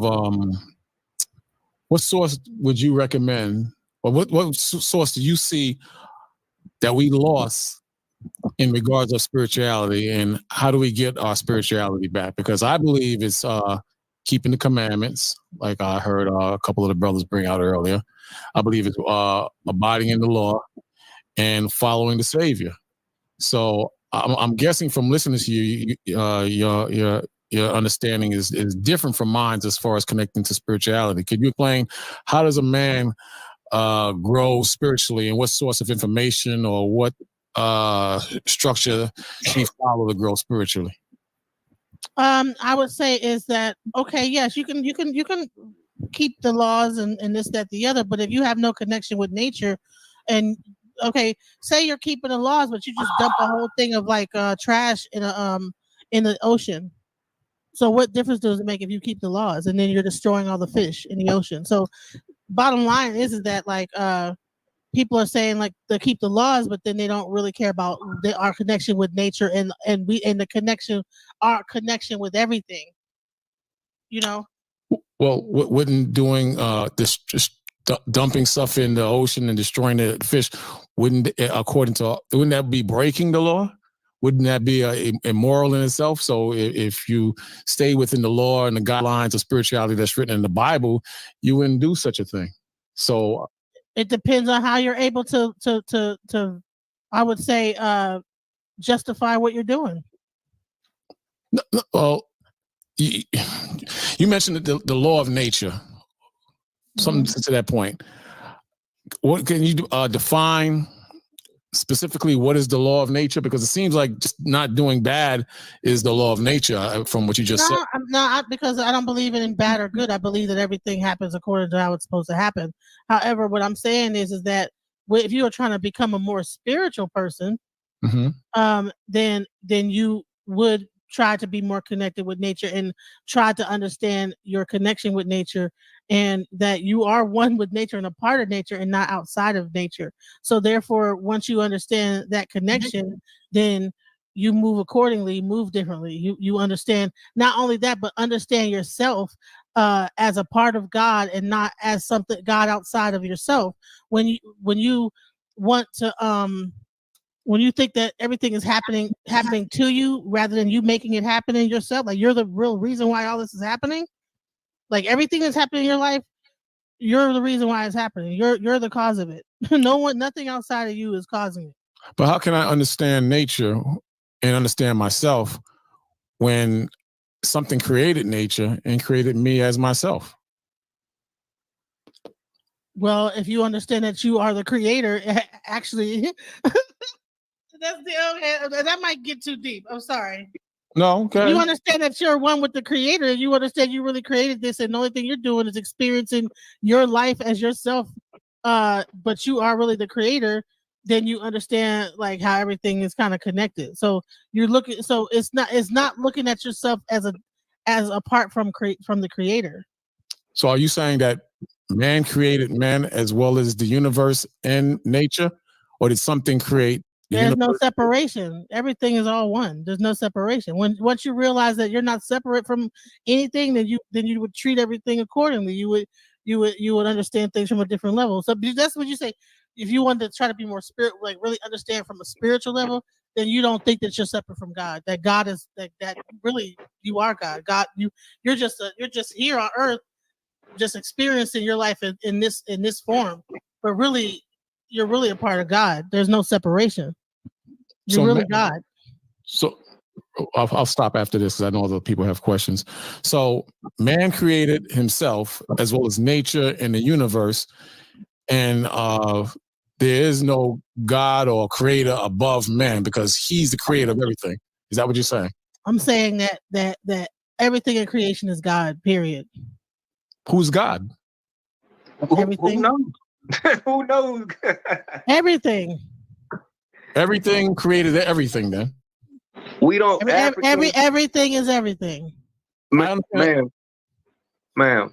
Once you start telling these religious people that the Bible and African spirituality is the same, they gonna bring it to a invisible all power being. Well, that would contradict. Why? You don't believe? You don't have to. But why do you believe that there's something outside of yourself that controls everything? But what he just said would contradict the Bible. That's the Bible. That's why you close your eyes. Okay. What he said just now would contradict what you said, because you gave an example as far as not defiling the ocean and killing the fish.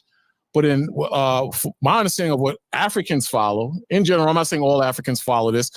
A lot of us refer to it as paganism, uncivilized and beastly, like drinking. I'm not saying all Africans. Some Africans use feces for fuel and for in their diet. Some drink blood. Some was doing. Let me finish. I said not all Africans do this. I'm just naming a few things off the cuff that a lot of things that Africans do, like marking their skin and cutting marks in their forehead, defiling it. Let me just finish. I'm gonna, after you go, Quash, finish your statement, and then Genesis, you come right in, okay? I'm sorry. I'm saying a lot of don't be sorry. You're fine. Go ahead.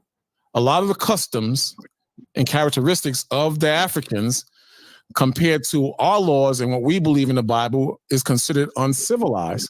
You understand? And there's no society on this planet that didn't have a form of worshiping a god or a deity. There's no culture or people on this planet that never had a following of a different of a god. So what I'm saying is that what he said would contradict what you're saying as far as defiling the ocean. You could defile your body. You could have certain rituals that's evil or wicked or against nature, in my opinion, or the spirit of God. You understand what I'm saying? Okay, Genesis. So you think you think it's way more worse for this culture to do what hey, they might have a certain thing where they're cutting their skin or doing this, that, the other, that's more worse than building highways cutting down all the trees and doing that. These people are living in tune with nature. That's why the guy's able to swim from one side of the ocean to the other without coming up for air, because he's in tune with nature. He knows his body. He's eating. He's living off of the land. What we did is we created an artificial society, and then we want to keep up all the laws to maintain the society and have all these laws and say, well, these guys are savages. Meanwhile, we're like using and taking all the stuff, packaging up the meat and charging somebody for it, and making it cost money, and creating this economic stuff. All that stuff came out of religion. Religion was the beginning of it, and now and they were able to build the rest of society based on religion. When you get into spirituality, you're going to be more in tune with nature. You're going to be focused on natural things. The actual tribes and everything were in tune with nature. They were farmers or they were hunters, whatever. They were not like defiling the world. You know what I'm saying? Okay, hold on. Let me speak, y'all. I've been sitting here quiet. Okay, since all of y'all came up, I've been quiet. Go ahead, Apostle. Go ahead, Apostle. So what I said about this one particular tribe that are coastal, for centuries, their main supplement is fish. And for centuries, they've been fishing with a stick, opposed to with a line or with nets. This is a scientific conclusion of why they're able to hold their breaths, because for centuries, traditions, tribe after tribe, this is what they've been doing. They've developed a lung capacity over the years of being able to hold their breath. I'm only talking about that one particular tribe that's been doing this for centuries. It's not nothing spiritual as to why they can go under the water. No, it's scientific. So the article says, if you watch the article, it says it's scientific. They developed this from constantly doing this over centuries of fishing. They developed this ability to stay underwater longer than any other group, including the other groups in Africa. Because this group is now, so you said neither good nor bad. So how can a society exist without any law structure determining what is lawful and what is unlawful? Because without that, you're going to have chaos. Imagine a home with 12 kids and there's no law. There's no boundary. They're given structure within that household. These kids will run them parents raggedy. Even a child that's born and looks to his parents, that child has no ability to feed itself, to clothe itself. It's neither a god nor a demigod.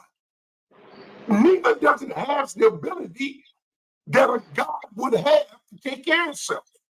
So this thing about we all God, like we don't need a God, or we just created ourselves. What? But yet we depend on our parents to feed us and nurture us, or we just left alone, we would die. Yeah, we gotta let her respond. Go ahead and respond. I talk less than everybody, but y'all go ahead. No, you can have a dialogue with her, but I just wanted to jump in and respond. No, let her go ahead and finish. I'm finished. I'm done. You go ahead. You sure? Are you finished, Apostle? I didn't want to. Okay. Yeah, look, Nepal, I'm a year away from 70. I got a son 46. I got a daughter 35. I got another son 26. She looks like my daughter.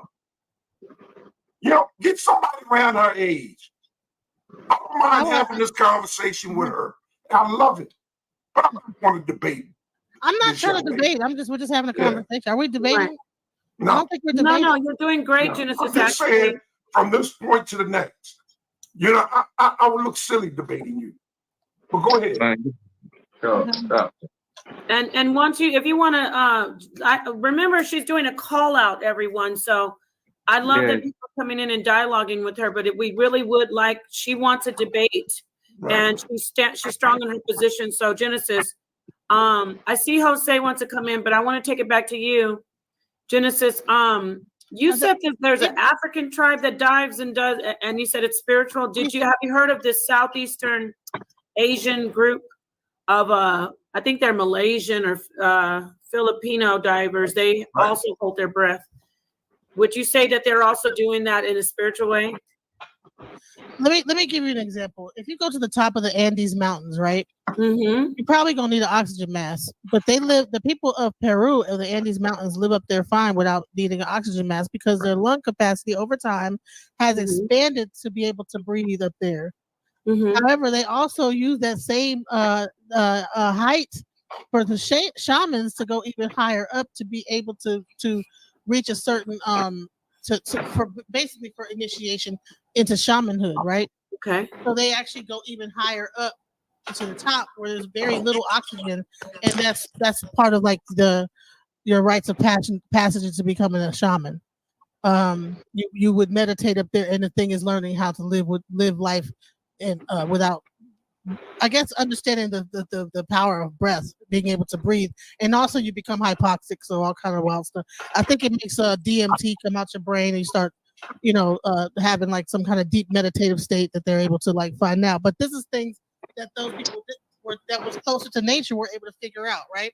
That their shamans, their doctors work that civilization did, right? Now you have those people in that tribe. Do you think they go to the doctor? Or do you think they have a person within that tribe that actually knows the herbs of that forest and all those things? And so that is healing the people within that village. I don't think they're going to the hospital calling the ambulance if somebody gets hurt in that village that goes and deep dives underneath the thing, that they know how to heal themselves. So what I'm saying is that, like, when people think about spirituality, it's a holistic approach. It's not that it's only about the spirit. It's about how you live in tune with nature. It's not just about, oh, I believe this, that, the other, and then it ends at that point. No, I eat a certain way because I know that it's probably in my area. It's probably more healthier for me to eat these things. I live in this region, and this is going to be affecting my body a certain way. I'm gonna treat certain things. I'm gonna live life a certain way, not just it's a holistic approach to life. What you eat, how you even how you treat yourself, how you heal yourself. A lot of these, okay, and what I would say a similar thing would be the Chinese, the I Ching, how they also have a herbal. They have a way they heal themselves. They have a way that they eat. They have a way they meditate. In the spiritual, it's a holistic approach to life as a whole. They have meditation. All those things are a part of their culture. So African spirituality is more of a way of life versus where religion is just how you conduct yourself, I would say. Good. Listen, I'm listening to all you guys. I'm taking heed. If Apostle, if you upset what I say, I apologize. But there's a difference, and I don't know if you can I don't know, because you making the way I'm getting it, you making African spirituality common to that book we call the Bible. Our deity in West Africa, our main deity, our God, what you want to call ancestor or God, never came down and interfere with the common person. Right. They never done that. It's completely different. Our God don't come down there and speak to Moses. We don't, it have nothing to do with that type of whatever. You know what I'm saying? And for a person who believe in the Bible to use the word civilized, and somebody who's not civilized, those people in Nigeria who mark their face, their North ancestor, were more civilized than anybody in that Bible. The word civilized is two definitions of civilized. Meaning advanced is another definition of being civilized, meaning civil, meaning polite, right? That's another form of being civilized. Your ancestor in the Bible, when Joshua went into the land of Canaan, he was not civilized. He killed peaceful, innocent people. They were civilized, not Joshua and his people. They were barbaric. So don't use that word civilized when you're talking about African people, because we are the most civilized people on this earth. We're very polite. So there's two types of civilized. You could be highly advanced, or you could use the other definition of civilized. Ain't nobody on this planet more civilized than African people. I leave it like that.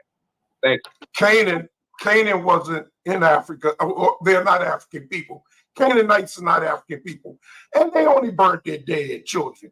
They cast. I never say the word. I never say the word. I'm just saying you guys were not civilized. You said they were more civilized, but you wasn't civilized. Hold. I'm answering you. Let me answer. You said Joshua, when he went in Jericho, which is a Canaanite city, they were Canaanites. They sacrificed their children. They ate their dead. They had had sex with their relatives. They were not civilized. Your Hebrew family ate your people too, right? Y'all ate too, right? So out of a curse, yes. And that's a result of a curse. Correct. Man, in Sudan, when Sudan went, they became their worst enemies. Okay. You're right. Because they disobeyed their God. You are so right. All right. So that's what happens when you go through life without law and order. Nobody was more poor than the Sudanese who was starving. They never ate their babies, homie. They never ate their babies. Hold on. All right, thank you. They would be eating their babies now. Why would they stop? Anyways, why would they just stop eating their babies? Say that again. If they were eating their babies then, what made them stop eating their babies? Why are they still eating the babies? If that's what they were doing, they'd be still eating babies. But anyways, if they were, I don't know. But I was saying, who are you talking about? You talking about the Sudanese? Well, I want to stay neutral, but there are a lot of. Talking about Hebrew. Wait a minute, hold on. We do know that there's cannibalism all over the world. We're not making it exclusively in Africa, but there are rituals. Those cannibals still eat their babies or would eat people. But there are rituals in Africa where they take the people who are out with suffering from albinism and they actually consume them. And they do that. Yeah, they still do it. It's sad. They're still doing but where at? You got it when you say certain things like that. Before you jump in here, no, you hold on. I just threw some information in. I'm not going to argue about it. You got to correct the information. No, I don't need to correct anything because you obviously don't do the research that people suffering from albinism. I'm just not using Africa, but we're talking about Africa. But you did. That's why I'm talking about Africa. But in Africa today, on the black market, you don't want to hear it. That's why you wave your hand. In the pot, he just said Africans are the most nicest people on earth, and he equated being nice with civilized. He's snagging his hand away. He's talking over people, but spiritual people can control themselves. You just talk over what's the name? So why are you talking? No, I'm going to make a point. You said we two uncivilized people, me and you, because you talking over it. But you so what's the point? But you said earlier that Africans. So you're doing it again. Yeah. He said earlier, I'm gonna let you come back in the pod. I'm just making a point because he's being so rude. And he's saying they're the most civilized people and they're very polite. And clearly he's not polite. He's not polite. Sorry to cut you off, but I just want to point that out. Well, yes, and in defense of Africans, he's just a Negro American. But okay. But thank you for pointing that out, Quash. No, Lacan, you're not an American black man. You're not a black American?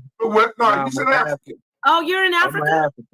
Oh, you're African? He's in America, but he's in Africa. One mic, please, just one mic. I want to move away from Lacan. I want to take it back to Genesis. So I wanted you to just address that because you are talking about African spirituality. Are you not aware, or are you aware? And if you are, can you talk about how there are traditions of people they're kidnapping people with albinism and using their body parts in different types of African magic and spirituality? that's something completely different than like the actual culture itself. You know what I'm saying? Okay. That's people doing something outside of what the culture really is. I mean, just like you have a good and a bad side to everything in life. You know what I'm saying? I think that's terrible that they're doing that. It's awful, but I don't think that's not like a part of the culture. That's not something that we say, oh, let's all get together and find an albino and do that. No, we don't. That's not part of what we do. That's something outside. Just like you have people right now raping and doing stuff in our society, So you say we don't know what they're practicing. I don't know what that is. Well, okay. Like I said, I want to stay neutral, but no one I know has ever done that. I'll get some information. Hold on, and I'm going to pass it on to Jose Francis. He's been waiting for a minute. I'll get some information, and we need to raise awareness that this is absolutely a part of. It's not the mainstream social culture, but it is definitely a part of the culture. It's happening in parts of Africa. There are Africans that are fighting against it, of course. Let me say this. There are Africans fighting against it, but they are sadly, kidnapping people with albinism and using their body parts to make potions and do rituals. Well, let me just give you an example. In China, they have a whole a market of taking people and taking their body parts and this, that, right. So we can't. So that's just those people that are doing that. And Genesis, I didn't say. Remember at the beginning, I said I know it happens around the world, but we're not discussing China. We're talking about African spirituality, right? No, we're not talking about Chinese spirituality. And the only reason I jumped in is because when the brother brought up cannibalism and they were arguing, you said, "Well, are they doing it today?" And that I just threw it out to say yes. Today, they are consuming the body parts and doing rituals with albinos. So I'll mute out. Okay, so it might be getting practice, but is it an accepted practice within the spirituality? No. It is accepted in a lot. Hold on, I'll answer you. It's not accepted with mainstream Africans who do not practice the spirituality. This is going to be painful. Christian Africans are fighting against it. But there is a huge community there in parts of Africa that do think that they believe that there's power in these albino people and they're using their body parts for magic. Maybe, of course, we know it's wrong, but they are using those body parts for magic. The Christians and the Muslim community are the ones that are coming to the forefront and saying, this is wrong. We're going to fight against it. Let's change this way of thinking. These body parts don't have any power. That's an old way of thinking. I'm not saying it's right, but these are facts, and I can go get some information and throw it in here and you guys can discuss it. But it's absolutely based on African spirituality in their mind, and the Christians there in Africa are fighting against it. I'll get along with female, what they call that? Circumcision. Female circumcision is still being practiced in. Isn't that tied to Islam? No, not female circumcision. That's not in Islam. That's in the natural spiritual system that they have there in that region of Africa. Among them people, those husbands them women are being protected. They're being escaped out of those villages and taken to other parts of Africa to relieve them of their burden. Okay. So we're getting away from that's patriarchy. That's not spirituality. But yeah, that's it has nothing to do with Christianity, and it has nothing to do with Islam. Well, that is patriarchy. So I have to be honest. That is patriarchy. Let's stick with her topic, because I wanted to respond to the information. I'm with you on that it's not right, but how do you respond to that? It is definitely a part of the culture. It's not part of the culture. You have witchcraft. You have people that do witchcraft. You know what I'm saying? Right. In the but I would not say that witchcraft does not exist. Right. But is that spirituality? Okay, so should I say I don't know about what authority my grandfather did it, but he did. Can you explain witchcraft? She was talking to the two brothers, Elder and Gila Khan. I think she was finishing. No, I'm talking to her. Or I would say, Yeah, but she was talking. I would say you have so you have by saying witchcraft, that's like going against the Nordics and what they believe or whatever, that which was their earth-based tradition. So I shouldn't call it witchcraft. I don't know what the name of it will be. I would be like, maybe it would be dark magic or I wouldn't say dark magic because it's like really going against. I don't know. You can say charm. Charm? Can it be charm? Charm. Okay. So that is something that is something that completely. So you can use anything has a bad side. Just because people are using it for bad side does not mean it's a part of the culture. That just means that those people are doing that particular thing and using those things to create a certain result. Yeah. And a lot of them are really charlatans and are just using money. So it's like that's it. Yep. How do you determine which is spiritual? Like earlier, I mentioned the carvings in people's faces, and you said that was a connection to nature, and there was nothing wrong with that. So the mutilation of a private part, drinking blood, praying to the moon or the sun. How are you in a position to determine that those things is wrong, and then you have another position where certain things is right? How do you determine what's wrong or right in spirituality? If man is God and everything is everything, and everything was created by man and everything, then how do you determine what's right and wrong unless you're actually hurting someone or killing someone? It seems like you're totally against that, which I agree. But how do you determine what's unspiritual versus spiritual, considering the examples I've just accept the challenge. Accept her challenge. That's it. Accept her challenge. She's here for a reason. She's calling anybody out who would like to get in the ring with her. Just accept her challenge. And then y'all can find out more answers. Set up your presentation. She can set up hers. And let's get it in. And another thing, the moon is... No, ain't no another thing. Stick to what I just said. Who wants to accept her challenge? Can I ask a question? Now, I don't hear nothing now. Come on. I already answered that question. Quash, my brother. Can I answer a question? No, we're just talking right now. Huh? Go ahead. I feel like, if I'm not mistaken, it's like she's putting esoteric into science and religion, like modern day science and religion. And I just wanted to explain, because I understand what she's saying, and I do feel what she's saying. She on point on a lot of things that she's saying. Was that a question? Yeah. So science did not just start in modern times. Mathematics has already always existed. Modern. So it's and cosmology and all those things have existed since the beginning of time. And I think that for some reason, we think that because they were dressed like according to the weather, you know what I'm saying? Because it's hot in Africa, they might not have been dressed up in suits or whatever, that these people were stupid, where they were far from stupid. They had civilizations, they had laws. I don't know what makes people think that they were just sitting over there just with bones in their noses, just running around wild. They had civilizations, they had kings, they had kingdoms, they had chiefs, they had all the things that make up a civilization. They had laws within their civilization, they still do. And so if they have a rites of passage ceremony where they might slice their face, that might be something that existed. Maybe they were imitating a tiger or something like that. You know, I don't know why they did that. They might be saying, okay, well, this shows your manhood, the being able to like withstand the pain.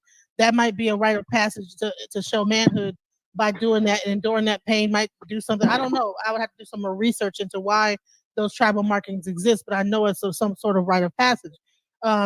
Whether or not it's from a spiritual basis, I have to do some research into that, and I can come back with you on that. I can say when I don't know, but I don't think it's like a archaic way of doing things. That was their culture. You know, people pierce babies' ears when they turn 2 in America.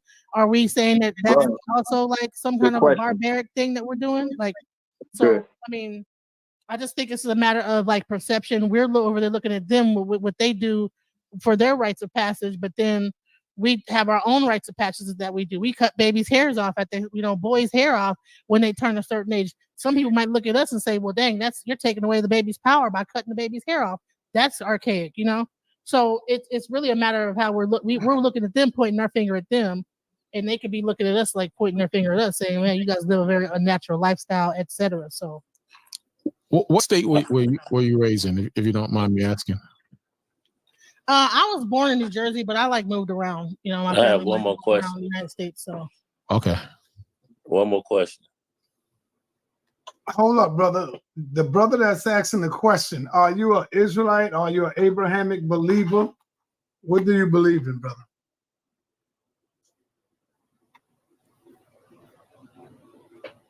That be you, William. Oh, me? Yeah, that be you. I'm basically esoteric myself, you know. Okay. I don't.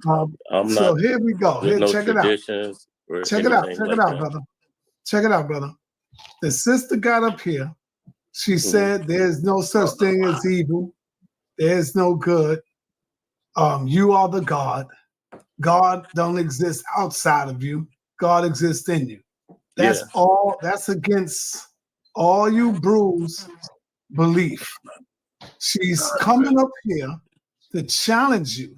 And if you don't debate women, then where's your wife? I'm quite sure she's an Israelite. Do she debate women? Yeah, but son, that don't make any sense what you just said. It makes a lot of sense. You know why? Because y'all say y'all don't debate women. So I'm quite sure you got wives. I'm talking about before that. And the pod touched on it. I think she's just being nice. But, you know, and I mentioned about civilized versus uncivilized, spiritual versus unspiritual. Most of Africa either follows the Bible or the Quran. So it seems like the Bible, which in the Quran came 500 years after the Bible and mimics the Bible, civilized a hell of a lot of Africans. And Not really. Hold on. Can I speak for the Africans? Hold on, brother. What do you mean mimics the Bible? First and foremost, peace and blessings to everybody on the panel. What do you mean mimics the Bible? What's up, brother? You really want to go there? Because I was going to take the whole dynamic of the conversation. You really want we me might to? take it off another path. I'm trying to be respectful to the panel. I don't want to. You are being respectful, but you throwing things out there. That's one of my main purposes coming on here. You want me to answer that? I'll answer if the file wants me to answer. You can do it without changing the sister's topic. Yeah, because let's respect the presenter. But I'm just interjecting. I wanted to get some because that's a whole different. The statement I made is that the Bible and the Quran civilize Africans, and I said Nepal was just trying to be nice and didn't want to seem biased in the discussion. But most of Africa. How can they civilize us when we want to civilize? She gave an example. So there's one mic. Let him say it, and then let's let Brother Lawrence. She gave an example. She said that a lot of the things that the Africans was doing, a lot of Muslims and Christians would be against and said, no, that's wrong. If I'm wrong in what I'm saying, why are so many Africans turning to the Bible, Christianity, and the Quran, Islam? How do you explain that? Are they confused? It's called colonialism. Colonialism. So I see Brother Reggie joined. Brother-in-law, is that what you wanted to address, or did you want to talk about the sister's presentation as well? I'm going to give you the mic. One of the questions I was asking several times in the chat was you were specifying in regards to Africa that actual cannibalism is still being practiced still to this day. And I was asking you several times where. Okay, I have some articles for you. Thank you. Let me quickly get these. And it's not just cannibalism, it's the consumption, full consumption, imbibing, meaning, yes, they're using these people's body parts for rituals. Let me just skim through this. This is BBC News. Now, even though this is a while ago, this is still going on. And the only reason it's stopping is because there are Christian groups, especially Christian groups, that are fighting against it. I'm not saying people who are not Christian are for this, but the Christian groups are fighting against it. I'm going to repeat it. I'm not saying that people who are not Christian are for this, but the groups that are fighting against it and making strides are Christian, and Muslims have been vocally against it as well. Tanzania's albino community killed like animals. People with albinism face prejudice and death in Tanzania. A new campaign is now being launched to end hostility toward the tiny community of about 30,000, skimming down, hacked to death. The attackers were after May, talking about the family. Mrs. Namingambo chips in. My husband was away on fishing trip. They knew about it. That's why they came for me and my boys. She jumped out the window, ran. They were trying to chop her up. Says, why were they targeted? Well, more than 70 albinos have been killed over the last 3 years in Tanzania, while there have only been 10 convictions for that murder in Africa. You're talking about civilized? In the most recent case, and I'm not saying Africans aren't civilized, but I'm pointing out this case. In the most recent case, let's go down what she says. What does the lady who lives there say? We're being killed like animals. Please pray for us. Pray to who? She's talking about Christian God. One albino woman sings, targeted for hair. May is among 70 people with albinism who live in the remote island of, excuse me if I mess this up, Ukerewe, which is 3 hours away from Mwanza, the second largest city in Tanzania. We would urge the government to do more in educating the community here. This is talking about how they take the people and use them, bodies stolen. They use them for what they say is African spirituality, for riches, for health. They use Where to say that at? Oh, I'll get you in this one. Here it is in this article right here. I'll get it for you. I was just about to ask her that. Yeah, I got you. and guess what? And I will answer your question. Source up or shut up. Now, this is known. This isn't just in these articles. If you know even a little bit, this should be well known by now. If you really just, I shared the wrong article. Hold on. You are watching a master. So the sad part is that you don't know about this, and it's common. That's what breaks my heart, is that it's common and it's happening. I think this is it. This is the one. She is a master at work, Brother La. She is a master at work. Yeah, I don't know what's wrong with Brother La. He got the information. Now let's read this right here. Thank you, my king. Thank you, husband. Okay, here it is. In parts of Africa, this is Los Angeles Times, okay? In parts of Africa, people with albinism are hunted for their body parts. The latest victim was a 9-year-old boy, an African boy. This is from Johannesburg. They talk about what happened. His wife screams. Slaying of people with albinism are common in Tanzania, Malawi, Mozambique. Those are African countries, right? Hold on, excuse me, Elder. Where body parts are used in witchcraft rituals, that's African spirituality to them, because the superstitions that they can bring riches, success, power, or sexual conquest. Children are especially vulnerable. Am I saying that this doesn't happen in other countries? I'm not. But we're on here talking about African spirituality. I'm not talking about Chinese. I'm talking about, yes, and they do it, and she's right. It happens in China, but it happens in Africa, and it's happening to this very day, except for when the Christians, I'm not saying. It happened in the U.S. too. Hold on. No, it isn't. Yes, it do. Hold on, sir. I'm going to mute you out because now you're giving misinformation.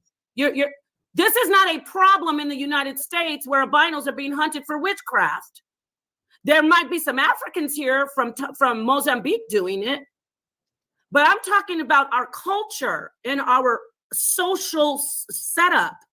They think that they're using these people in rituals that are ancient rituals that they have like our sister Genesis, they've misconstrued, but nonetheless, it is a basis of African spirituality. It's based in spirituality. It is. So I would say this now. The actual African spiritual tradition in that Tanzania region is Olaibion. That's the name of it.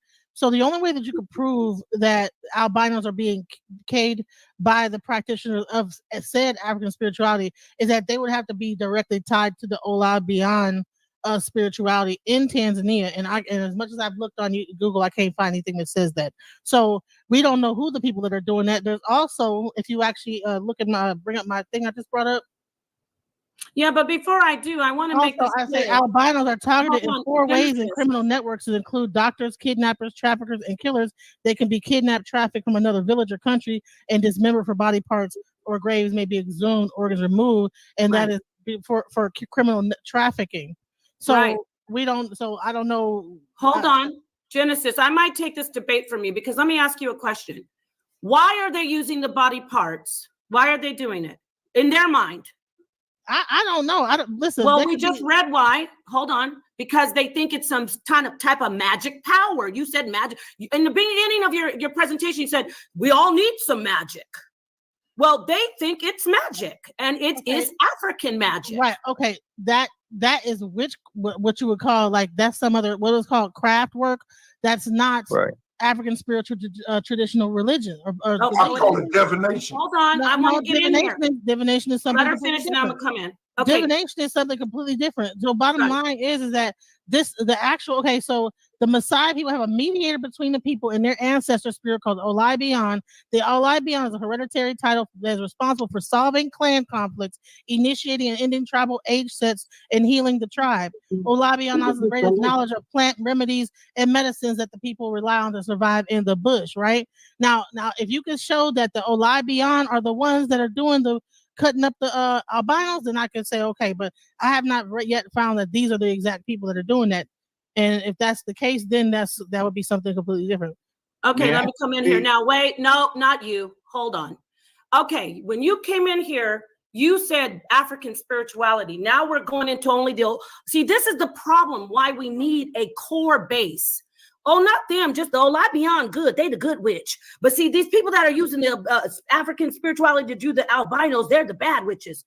You said there's no God, it's just us. We all should take our own selves and do it all on our own. And then you said, I know, baby, I'm gonna back up, but I want to make a point. Somebody better come in and get this debate. But then you say it's just the Olai Beyond just like to use trees and bushes, but that other bad group, they use real human albino babies. That's still African spirituality. It's not. Hold on, brother, I will kick you out. Don't think I won't. Don't think I won't.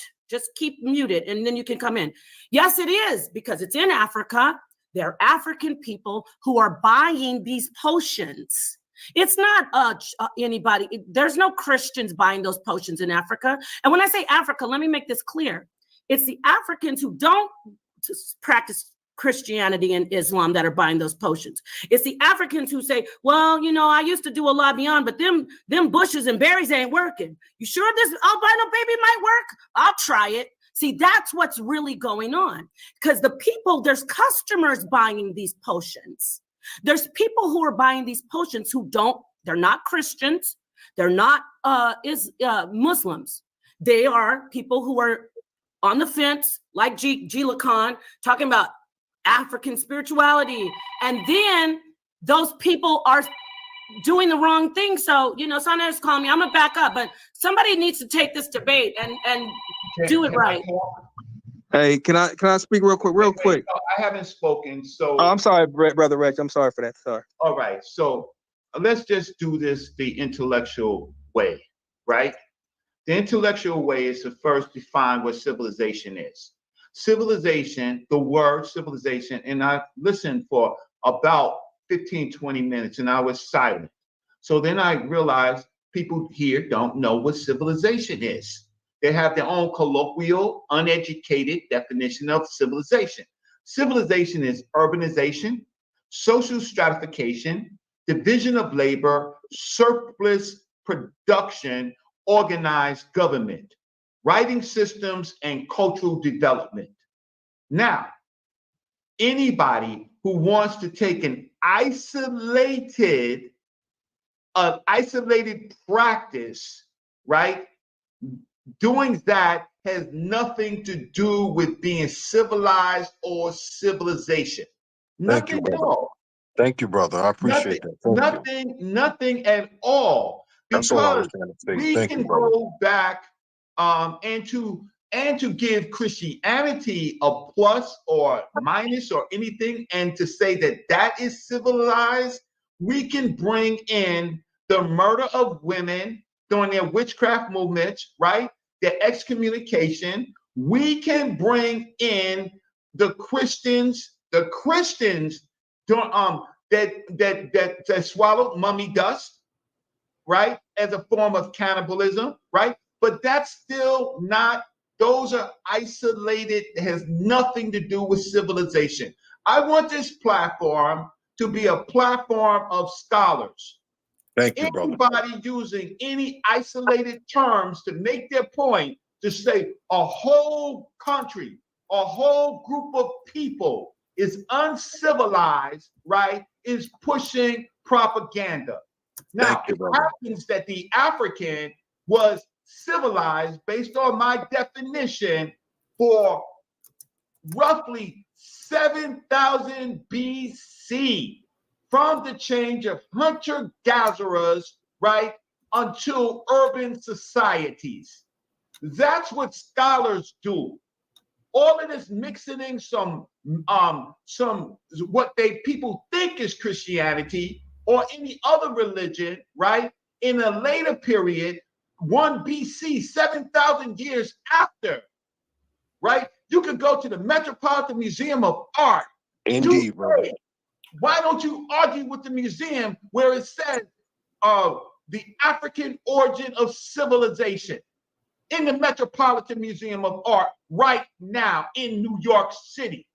People, use the definitions or we're not speaking English. And if we're not speaking English, it is us that's not civilized. And I'll stop. Yeah, and I'm coming in, I'm hosting the show. Let me make something clear with the BS, okay? Genesis didn't get attacked. They were having a conversation. The specifics, and anybody on says anything, I'm running the show, I will put you in the back. Genesis didn't get attacked. They were having a conversation. Gila Khan came in and said, Africans are the most civilized. Then they went to talking about, somebody asked Apostle, did you eat your babies? When Apostle answered, it was either Genesis or Gila Khan or both that came in and said, oh, Genesis said, they're not doing it today. No one's doing cannibalism today or eating babies today. That warranted the facts of the albinos being attacked. Now, it also raises awareness. If you love Africans so much, you should know about what's going on with the people there, whether you love Christians, Muslims, or African spirituality, the whatever practice. People are being killed and body parts and their organs are being used and consumed for witchcraft in Africa. Okay? So nobody attacked her. And that's bullshit talking about I never seen. Saneter has pressed people with the hot seat so many times. Anybody he presses, not just Hebrews, everybody. So anybody in the chat that's coming from Auntie's closet, stop with the bullshit agenda about what was said, about what Reggie said. I'm not saying that Christianity hasn't been barbaric, but we're not going to sit here and act like African spirituality does not also have a barbaric side. The thing is, humans are barbaric a lot of times, whether they're African, Chinese, or whatever, Christian, praying to the Orishas. Let's stop acting like one is better than the other, and let's analyze which one you want to follow. That's the truth. I would say that, and I've never. Nepal is 100% correct. She is right. She is and right. the civilization is a side issue. It's not what we got to stop acting like nothing is going on wrong in Africa. Come on, man. That's good. It's really going on. I never said that. I never said you said that. I just want to make that point because I never said that. Right. No, nobody said that. I was just speaking, you know. Right. But we got to stop always trying to glorify something else like that's the best. It's happening all around the world, man. It's missing all around the world. It's not just one particular place. Right. But it's an isolated. Like Star saying. I'm only saying it's isolated. I'm only, it is not isolated. It is not isolated. I let Brother Reggie say that, but it's not. I'm only saying that because Gila Khan got up here earlier. Gila Khan got up here earlier and he was talking about civilized. That's what I was talking about. Oh, Africa is civilized, and Right. it's a side issue. Can I speak for myself? Let me speak the reason why I said it. It was a side issue that became a main issue. All right, let me get back to Genesis, y'all, because y'all taking over her show. Go ahead, Genesis.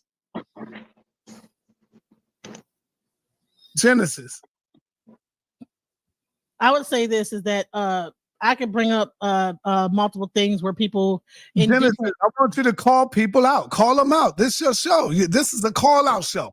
Call them out. Well, I would say like Nepal. I would say that there are people in all over in different countries and different religions that will take the dark side of that thing and turn that into something else. I just brought up a whole article right here where you have a leader of Black Hebrew sect that just pled guilty to killing a 4-year-old. You know, yeah, I agree with Peter you. Lucas Moses, 27, leader of a group. So, and he believed in a Black Hebrew thing. He pled guilty on Monday. So, the thing is that like there. So when I say that, Hebrew Israelite is wrong because this person did this and that's Hebrew. He's a Hebrew Israelite. Well, no, that's an isolated incident of that group of people that believe in that thing. You know, and so I can't say that, but that's not the tenets of real of the African spirituality as a whole. So that's why I brought up the actual tradition of those people and say, now if you could show that in that tradition that one part of the tenet is kill albinos, then I would have to succeed, but we can't show that. All right. So can you answer this? And look, I'm sorry, King. Genesis, are you my friend in real life? Yeah. Thank you. So they need to stop. All right. This is my friend. Inside the cube. Let's go. Yeah, inside out. Inside out. My bad. That's what's up. That's what's up. My mind and shit. I'm thinking about cube. Yeah, I know. We went through that the other day. But man, boy, y'all just took us on a roller coaster. I'm gonna say two things real quick. One thing, it's kind of crazy when we say African spirituality, and we forget how tribal Africa is. And it's like everybody's trying to pin down compartmentalize Africa. I think that's kind of crazy to do that. You know what I'm saying? That's number one. Number two, I wanted the sister to kind of just go into that science when she was talking about the womb, and she went to breaking down the numbers. I wanted to hear her get into that science, but it got kind of crazy. So when she speak again, I want to know, sister, can you get back into the science of breaking down the numbers in the womb? You went from 2 to 4 to 8 and stuff like that. I actually got a certificate in network security, and it sounded like you was talking about a bit, so I mute out. I'll answer that.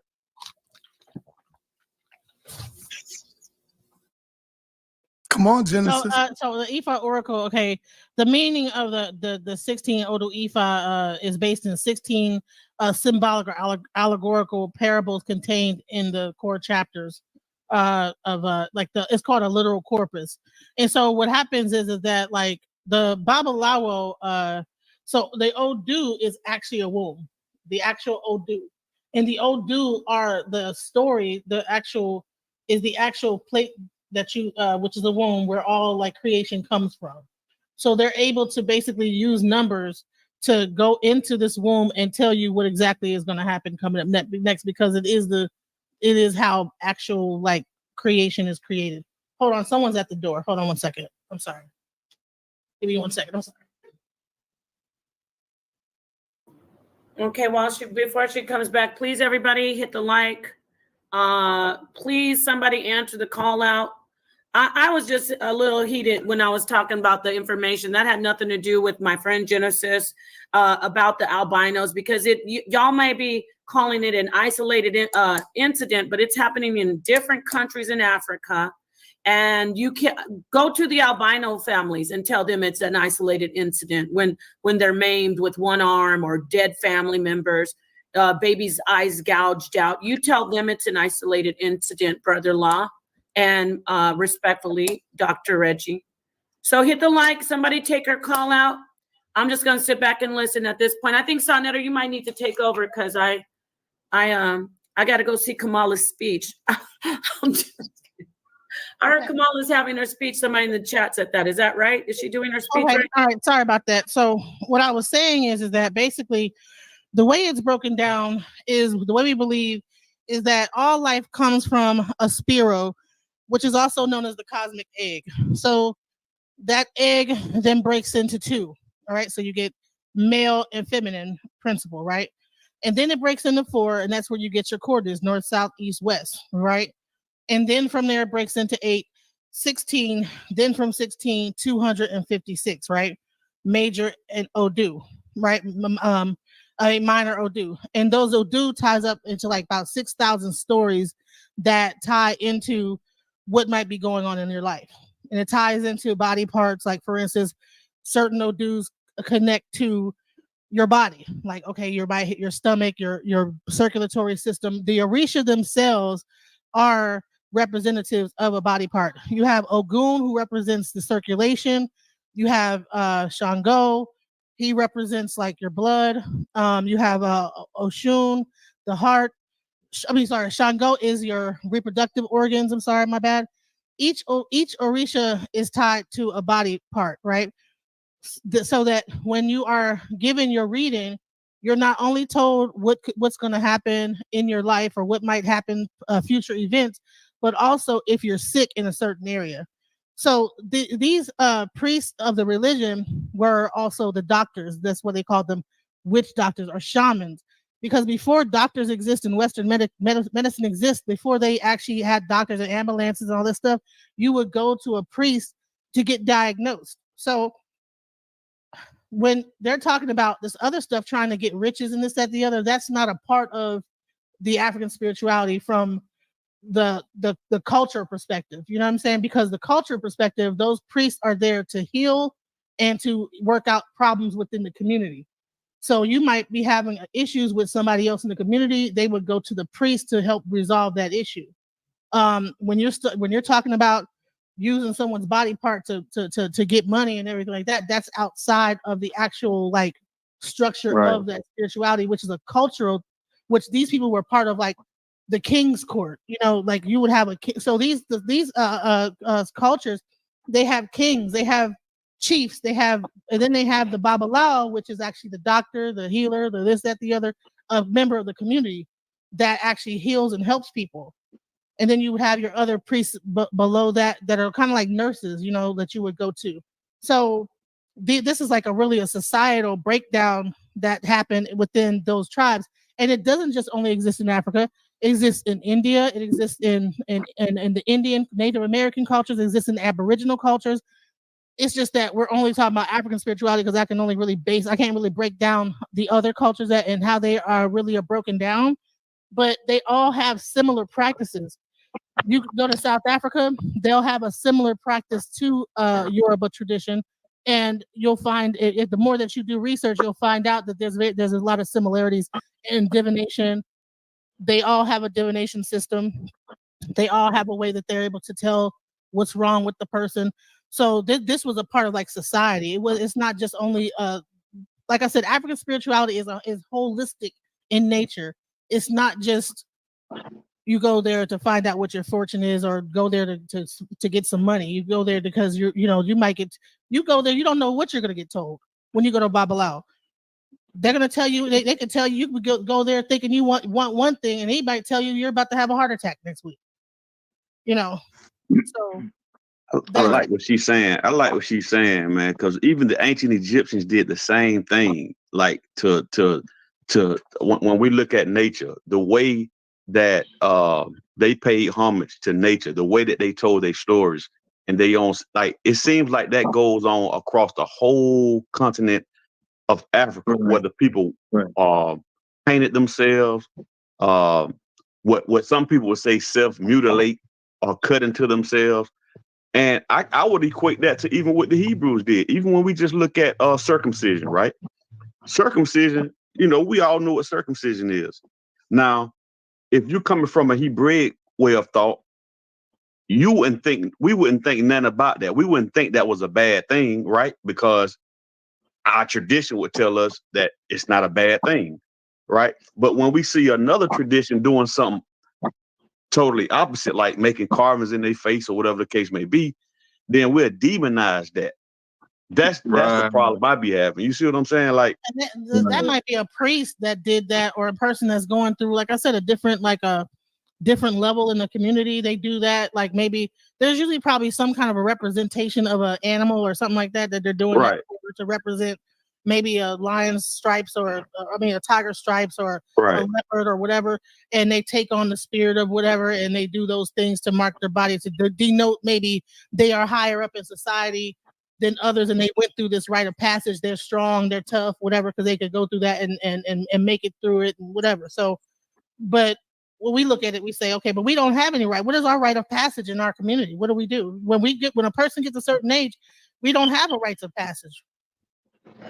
All right, we've been here for 2 hours on the call out. She's calling out for 2 hours. Nobody's stepping up. Where's the Israelites at?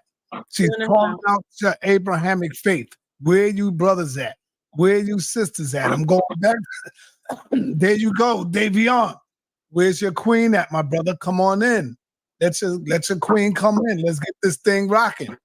Let's get this thing rocking, brother. Where my brother Judah Nads at? What's going on? This is why I really didn't want Genesis to come in with no smoke, because I knew if she come in, these dudes gonna back down and they're gonna cry about I don't debate women. But if they saying that, they should have their queen step up. That's all I'm saying. There's nothing crazy about that. You see, my queen ready to step up anytime. But I told her, nah. I said, nah, fall back. I wasn't going to do that to Genesis anyway, because if she can't win the debate, I'm just saying I don't want to do that. Davion said that's a full panel. Come on, brother. I would bring somebody down right now. G. Lacan will be in the back for a minute. And we got something open for you, brother. Come on in. And I did want to say this, is that the actual Yoruba tradition of Ifa comes from the same region as Hebrew, Islam, Egypt. It came from the same region. The priests actually fled Egypt and landed in Ile Ife. So they were not really originally from Nigeria. They were from Egypt. So that's a lot of like their beliefs come from. I'm sorry. We got spots open. Come on in. Where are you? Saneter, can we possibly, at the end of this, if Genesis is okay, I want to show a little of Kamala Harris's acceptance speech. She's officially the Democratic presidential candidate, y'all. And I wanted to play a little of that. Right now? She already played. Yeah, it just happened. Oh. So hey, sir. Yeah, I'm not necessarily a fan of Kamala, but yeah, myself. She got Bobby Hemmett vibes, man. Oh yes, she got the Bobby Hemmett vibes. Man, she got Bobby Hemmett vibes, man. And she gonna be hard to deal with, especially with that information she putting out. All right. Can I answer a question? Can I answer a question? Davion, where you at? Let me see you, man. Hey, I got the camera on. I'm in the car. I gotta go get some diapers. Okay, all right. Let's go. Peace, Shalom. Where the queen at, man? She in the house. She not feeling good. He'll talk. He'll represent though. So what do you have to say? Come on, you can represent her. That's fine. But I think it would be a good debate. There you go. She said African spirituality, but I mean spirit is something non-physical, and she said we got to get back to nature and right. And even quote unquote African spirituality, I mean a lot of people would say is voodoo or voodoo, which they sacrifice pigs and you know what I'm saying, use their blood. And it says basically when they do that, they get a possession, or they lose consciousness and take on whatever deity they worship, which is a possession. Right now, I'm an Israelite, right? And my wife, she's an Israelite as well. And we keep the Torah, right? I mean, the Torah is strictly against witchcraft and divination. But, right, back to spirit. Now, if spirituality is something non-physical, then how can getting back to nature or worshiping the sun, the moon, the stars, trees, whatever, improve your mind or your spirit when other nations do the same thing. As far as Hinduism, right? That's all religion. Being an Israelite is not religion, it's a nationality. Thank you, Davion. Genesis? Now, Davion is an Israelite. Notice he got his queen beside him. He got his queen to step up. That's what I'm talking about, man. Go ahead, Genesis. All right. So first of all, when you talk about like the sacrifice that happens, right? So if anybody eats halal or they eat what is the other thing? Kosher meat, they know that they bleed out the animal before they eat the meat. Now, during those rituals, what happens is that yes, they do they will sacrifice the animal. They will bleed the animal out. They don't drink the blood or anything like that. They might offer that as well as the entrails, the guts, to said Orisha, and that sacrifice is made. After that sacrifice is made, people eat the chicken, they eat the pig, they eat whatever it was that was sacrificed. Now there's sometimes that the animal, maybe it's a bad spirit going on, and the animal is done away with, whatever it is. But for the most part, people eat the meat. They pass out if they do a goat or whatever, everybody in the community gets a part of that goat. They get the feet, they get the legs, they get this, and they pass. The whole community gets to eat after that. They eat the goat. So it's really a ceremony, but it's really a ceremony for everybody in the community to get to feed everybody. So that's what happens with that. We don't eat nothing that's sacrificed. Okay. Well, it depends. If you kosher, but it's different when you killing and doing. Oh, she's speaking, y'all. Okay, when kosher meat is sacrificed, okay, because if it's not sacrificed. Okay, is it killed? If it's not sacrificed, do they kill it or you're the first one that's going to run and not going to debate her? Please go on. How do they eat it if it's not sacrificed? How do you eat any meat if it's not sacrificed? Any meat that's sacrificed, we don't eat. It's sacrificed. No, that's true. I don't eat meat that I sacrifice for sacrifice. Every meat that you eat is murdered. It's burned up. That animal not sacrificing its life so you can have like that animal that is sacrificed is not eating. It's a murder. Apostle, you don't eat Big Macs now? I don't sacrifice Big Macs. Okay, meat that is offered to idols or meat that are offered to gods. That meat is not eating by the people. Okay, well, hold on. Do you know on the Day of Atonement how much meat is brought and killed? How's people going to eat it? No, the sins are transferred. That you ate that haven't been prayed over.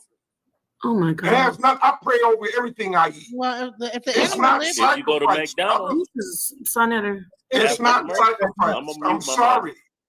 Okay. Most rabbis. It's a difference between.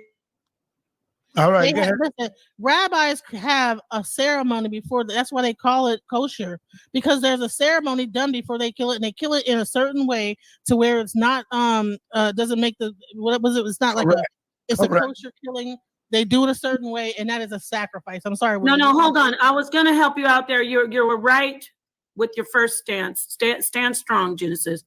That particular part is not a sacrifice where they bless the food and kill it a certain way for consumption of the regular people. But there is in Torah where absolutely the priests do consume. They consume sacrifice. You ask Devion. He's a Torah specialist up here.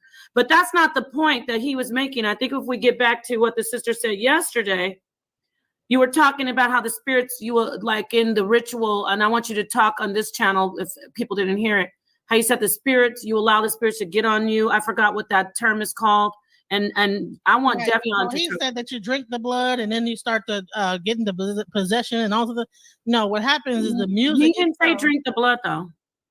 That's what he said. He said that they sacrifice the animal, they drink the blood, and then they go into a possession. He said, y'all drink the blood. We don't drink the blood. All you got to do is ask him. He's right there. Yeah, he's right here. We drink the blood, and then we go into a possession. That's Quash is not here. Quash is the one that said that. No, Diane just said that just now. Hold on, Devion. I never said. Before you come in, Devion, let me straighten this back out. Drink or not, Do you let spirits possess you, or what is it called? You said it yesterday. I forgot. And then he could talk. Yes. So okay. Did you say yes? I'm sorry. Did you say yes? Yes. Thank you. Okay, go ahead. Talk to me about that, please. Okay, so what that is called is a spirit mounting. So what happens? And it happens the same thing in the Christian church. Have you ever seen them when they play the drums? They'll play that whatever, and then all of a sudden you see people kind of galloping like a horse and dancing a certain way.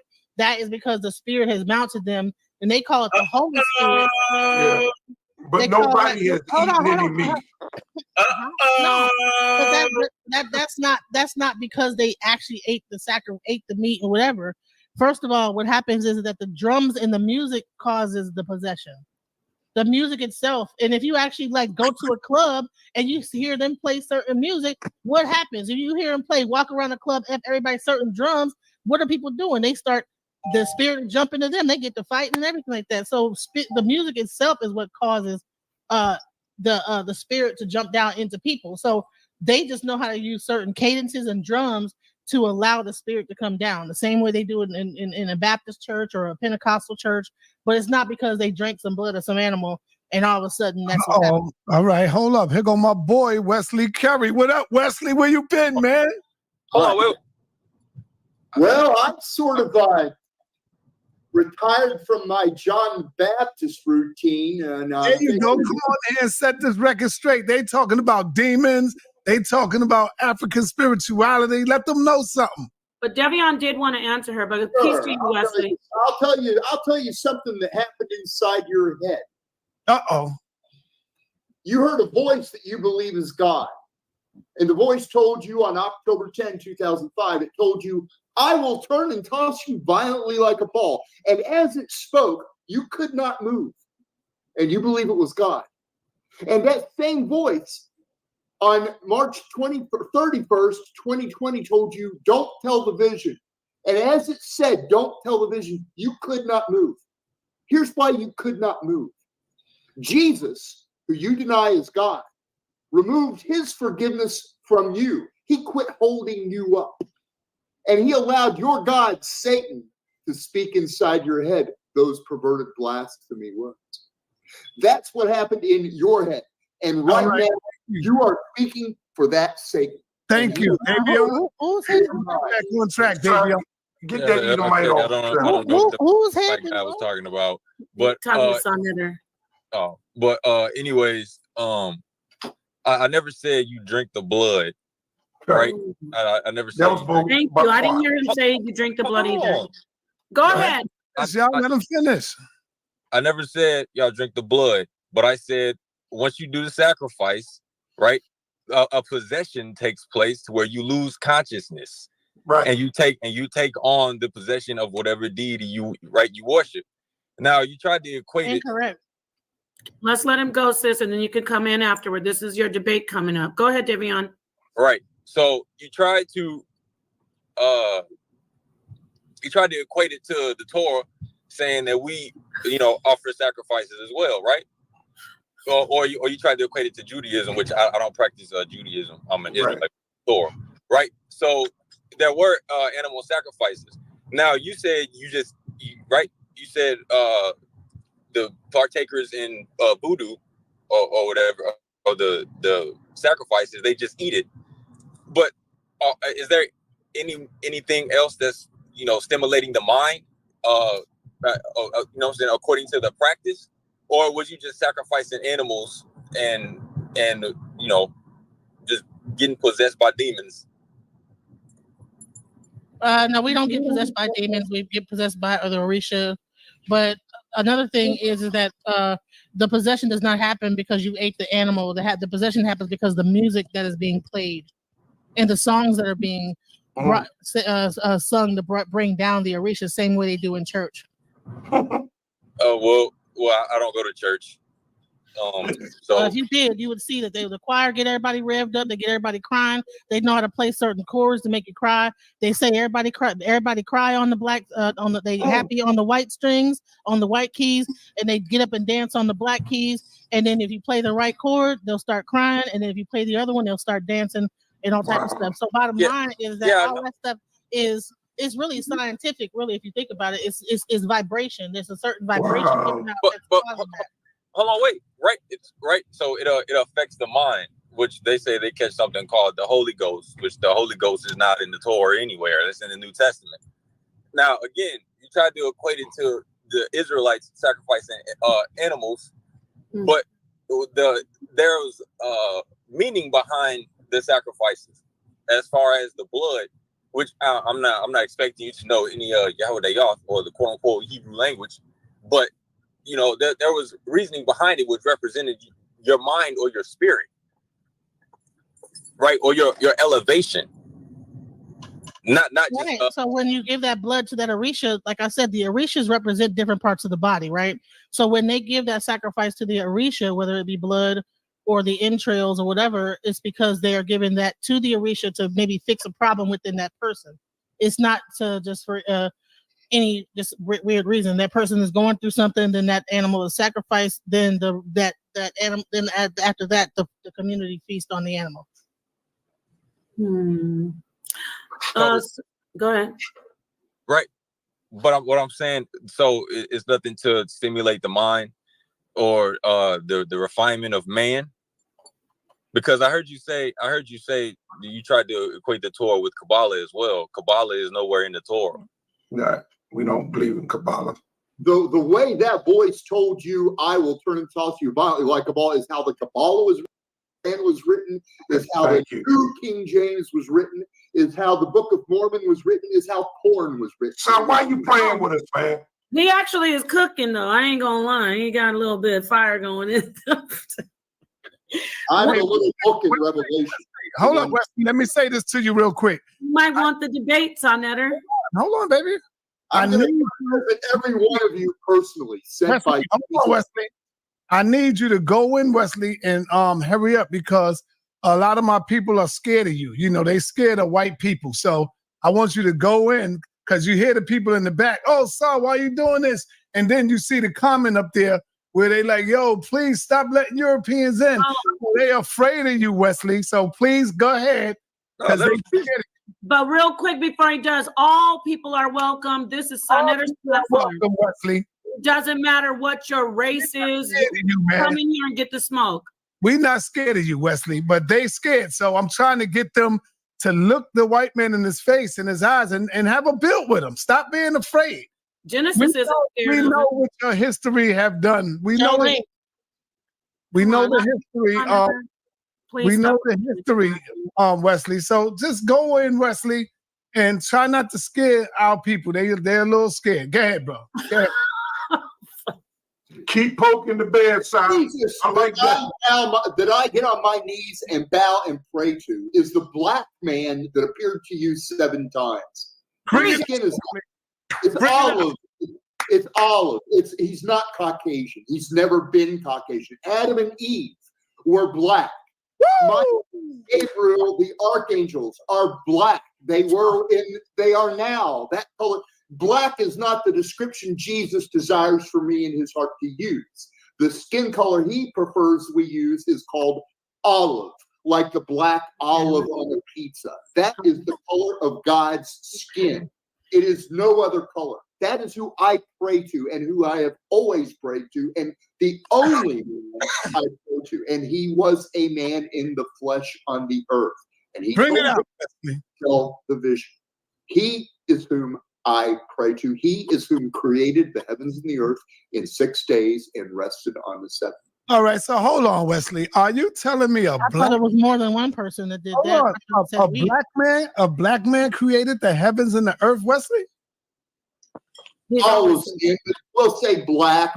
I don't want to say black. I know. Just for understanding purposes.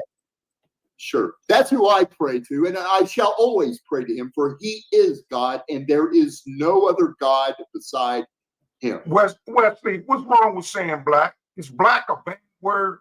No. I think it degrades you. Huh? Some people like it. Some people don't like black. The dictionary, black is used to denote bad things. White is like devil food cake. I'm not white. My skin color is pig. But angel food cake is white, right? Angel's food cake is white, right? Okay, next, we're gonna get off the topic. Adam and Eve. We're not off the topic. I just want to play with them for a little while. Because I say be scared of it. So No, black devil's food cake is black, right?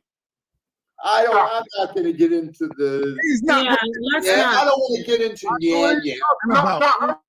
Come on, Apostle, man. Stop, man. Yeah. So who's with the smoke? Remember, this is a call out. Actually, I think a lot of our people are just used to coming here and being in a little bubble. The whole world is going to come into Saneter's channel. Oh, if any Caucasian wants to know what it's like to feel like a person that is your skin color has been treated your whole life, just believe in Jesus Christ. You'll be hated, and you'll find. Woo! He's cooking with grease right now. Let's get back to. I have a thimbleful of what you have felt your whole life. I've had a thimbleful of it, and it. You're good. You're good. Hold on, a bucket full of it. Hold on, everybody. I want to get back to the sister. Yeah, and Wesley, who are the Israelites? Was they people of color too? The Israelites? I thought we Noah was one of the first Caucasians. There was no Caucasian skin until Noah. Oh. Okay. Get a load of this. Get a load of this. I thought Moses was white. Didn't he put his hand in the bush and take it out? And it was How would you like to be a newlywed couple and you just had a baby, but you and your wife or you and your husband, you never really had sex yet, and you're explaining to the neighbors that you, a Caucasian couple, have a black child? That's what Mary and Joseph had to do. All right, go ahead, Nepal. Nepal, you got the floor. Yeah, I'm gonna get this back because I know it's going on 3 hours. I want to see what's up with Kamala, y'all. Then someone asked me to explain what the Orishas are. Okay. Yes, that's what I summer jam. Thank you. Go back to have that. one thing to say, and then I'm going to leave. All right. You must tell the vision of the valley from Jesus Christ, the vision of the foot cut off that didn't bleed, the two creatures, the palm trees with the orange red in the bottom. If you don't, you're going to lose everything you have. Have a good day. And thank you for letting me speak. Are you going to come over here and do some debates, Wesley? We do debates over here. Would you like to take some debates? Jesus says don't really debate. Jesus didn't say that. Paul did. Well, Jesus said, tell the vision and you shall not need the mark. Jesus said to you, no time to talk, Allah. Jesus never said, don't tell the vision. Satan said that, and you believe Satan is God. So I'm not going to debate Satan. No. Oh, okay, we believe Satan is God. Thank you. You lost me on that one. You were winning. Now, okay, thank you very much, Wesley. Yeah, well, that's the sign of somebody who doesn't really debate. Your sign that you're gonna turn me off is the only sign of that is that you lost. I do believe that Jesus was a serpent in the garden, so maybe that's what you mean. That's your Esau for you, brother. That's just what he looked like. Put the taste of honey in every one of those mouths in this minute, please. You're all going to get a little taste of honey in your mouth. My prayers to God, Jesus, are entered into his ears. They are not imaginations. Okay, brother. I'm not mocking you. All right. Thank you, Wesley. You dropped it, man. Thank you, Wesley. He said he's picking this. Wait, somebody look at this here, everybody. Oh, Wesley, you have a follower. The Bronze Young Report wants to be one of your disciples. He says, show me the white way, oh masterful one. He said, you're the real deal and you're picking up on my spirit. You got a disciple in the chat. Oh, praise. Okay, let's get back to, thank you, Wesley. You were cooking a little bit there. Thank you so much. Okay, back to Devion, because he's trying to go get diapers. He wanted to answer the sister, remember? It's been a minute. So go ahead. Yeah, no, I did. I was going to get into the Orishas so that we could also understand. He said something about the but did he reply already to you, or he did? I did, but I was gonna say, toward nights we don't run from no smoke. So if you want to debate, you know what I'm saying, I'll debate. I'm pretty sure Jeremiah's will debate. Kiana will debate. Well, I mean, we just gotta set it up, but we gotta get a topic. So I mean, what would the topic be? That's what I'm talking about. Torah Nights is the real deal. all these other dudes running and making excuses. I don't date women. Y'all crazy. I would say it should be cosmology versus religion, like spirituality. I don't practice religion. Okay, well, she wants somebody with the Abrahamic faith. I don't have the Abrahamic faith. It doesn't matter. She still debate you. It do matter. It do matter. She wants somebody who believes in your book. Misconceptions about African spirituality debunked, because when you start talking about voodoo, you're talking about different. First of all, voodoo comes from Benin, Africa, and it's not just from Haiti. Then the slaves came from Benin and brought their belief system. Benin, Africa is right next to Nigeria. I think it's a part of Nigeria. And that was their religion, was voodoo, which is it has a lot of similarities to Isheshe. Cosmology versus the Bible. Genesis. Okay. Cosmology versus religion or spiritual, Hebrew. A lot of people won't pick up on that. I know the sister, before she gets in, I don't mean to cut you off, but I like her where she's really, really clear where she said African spirituality versus ... I think that'll be a clear cut. I'm just throwing that suggestion. I think Christina would be a good debate for, because Christina. We got a debate right here, Elder. Okay, I'm just saying. Stop trying to make something that don't exist out of something. When you got a debate, he wants to make, something else out of it, like folk just scared and we can do, you can't respect people for however they feel. You just got to degrade and continue to put people down. Okay, I hear you. Understand. Well, thank you, Apostle. Devion, we got the debate. Either Devion might take it or his wife might take it. Right, now, and he did have a question too about what part of those rituals have to do with the mind. So that's when you get into the Orisha. Now, the Orisha are the owners of a person's mind. We believe that each person that comes down here, an Orisha owns their head. So you might have Shango as your head. You might have different Orishas that own the head. Now we all have all the Orishas within us, because, like I said, the Orishas are forces of nature that govern like different parts of the body. But then you have a main Orisha that governs your head. Now, Orisha, Ori, it means head. Sha means own. So, bottom line is that's what Orisha is. The Orisha are. Brother Lie, will you ever see Smack get in the ring and battle someone? No. Smack is the producer. Smack is the one that puts these things together. Saneter is the producer. I'm the one that puts battles together. You won't get in the ring. You won't, Brother Lie. You won't get in the ring. Reggie won't get in the ring. Possum said, what the hell? I had a question. He's doing a chicken sound. I had a question about the title. Okay. Go ahead. You're echoing. What's going on, guys? Somebody got an echo. Okay, go ahead, Devion. Can we make the title African Spirituality versus the Torah? Oh, okay. What do you think, Genesis? Sounds good to me. We gotta I would have to get some more information. You know what? I'll go ahead and do that. I'll just have to do some reading up on the Torah and really get into that. But yeah. That, and you know what? What I would say. Excuse me, hold on, Pastor, hold on. We're trying to get this. I'm just trying to fix it. Hold on. I got a suggestion. What I would say, he can only talk about African spirituality. He can only talk about the Bible. No. And what I was a Christian. I do know Hebrewism, the benefit of Hebrewism, she can only talk about because I'm not sure how much he knows about African spirituality. So to have him to speak against it, other than big up scripture, that's what he should be talking about. Stop it, Apostle. Bigging up scripture. Stop. I agree with that. Right. Thank you, Apostle. Yeah. Okay, people, we're going to get the title down right now. Just a second. Somebody's echoing. Just please indulge me. We're going to get the title down right now. Let's get the day going. What day is good, y'all?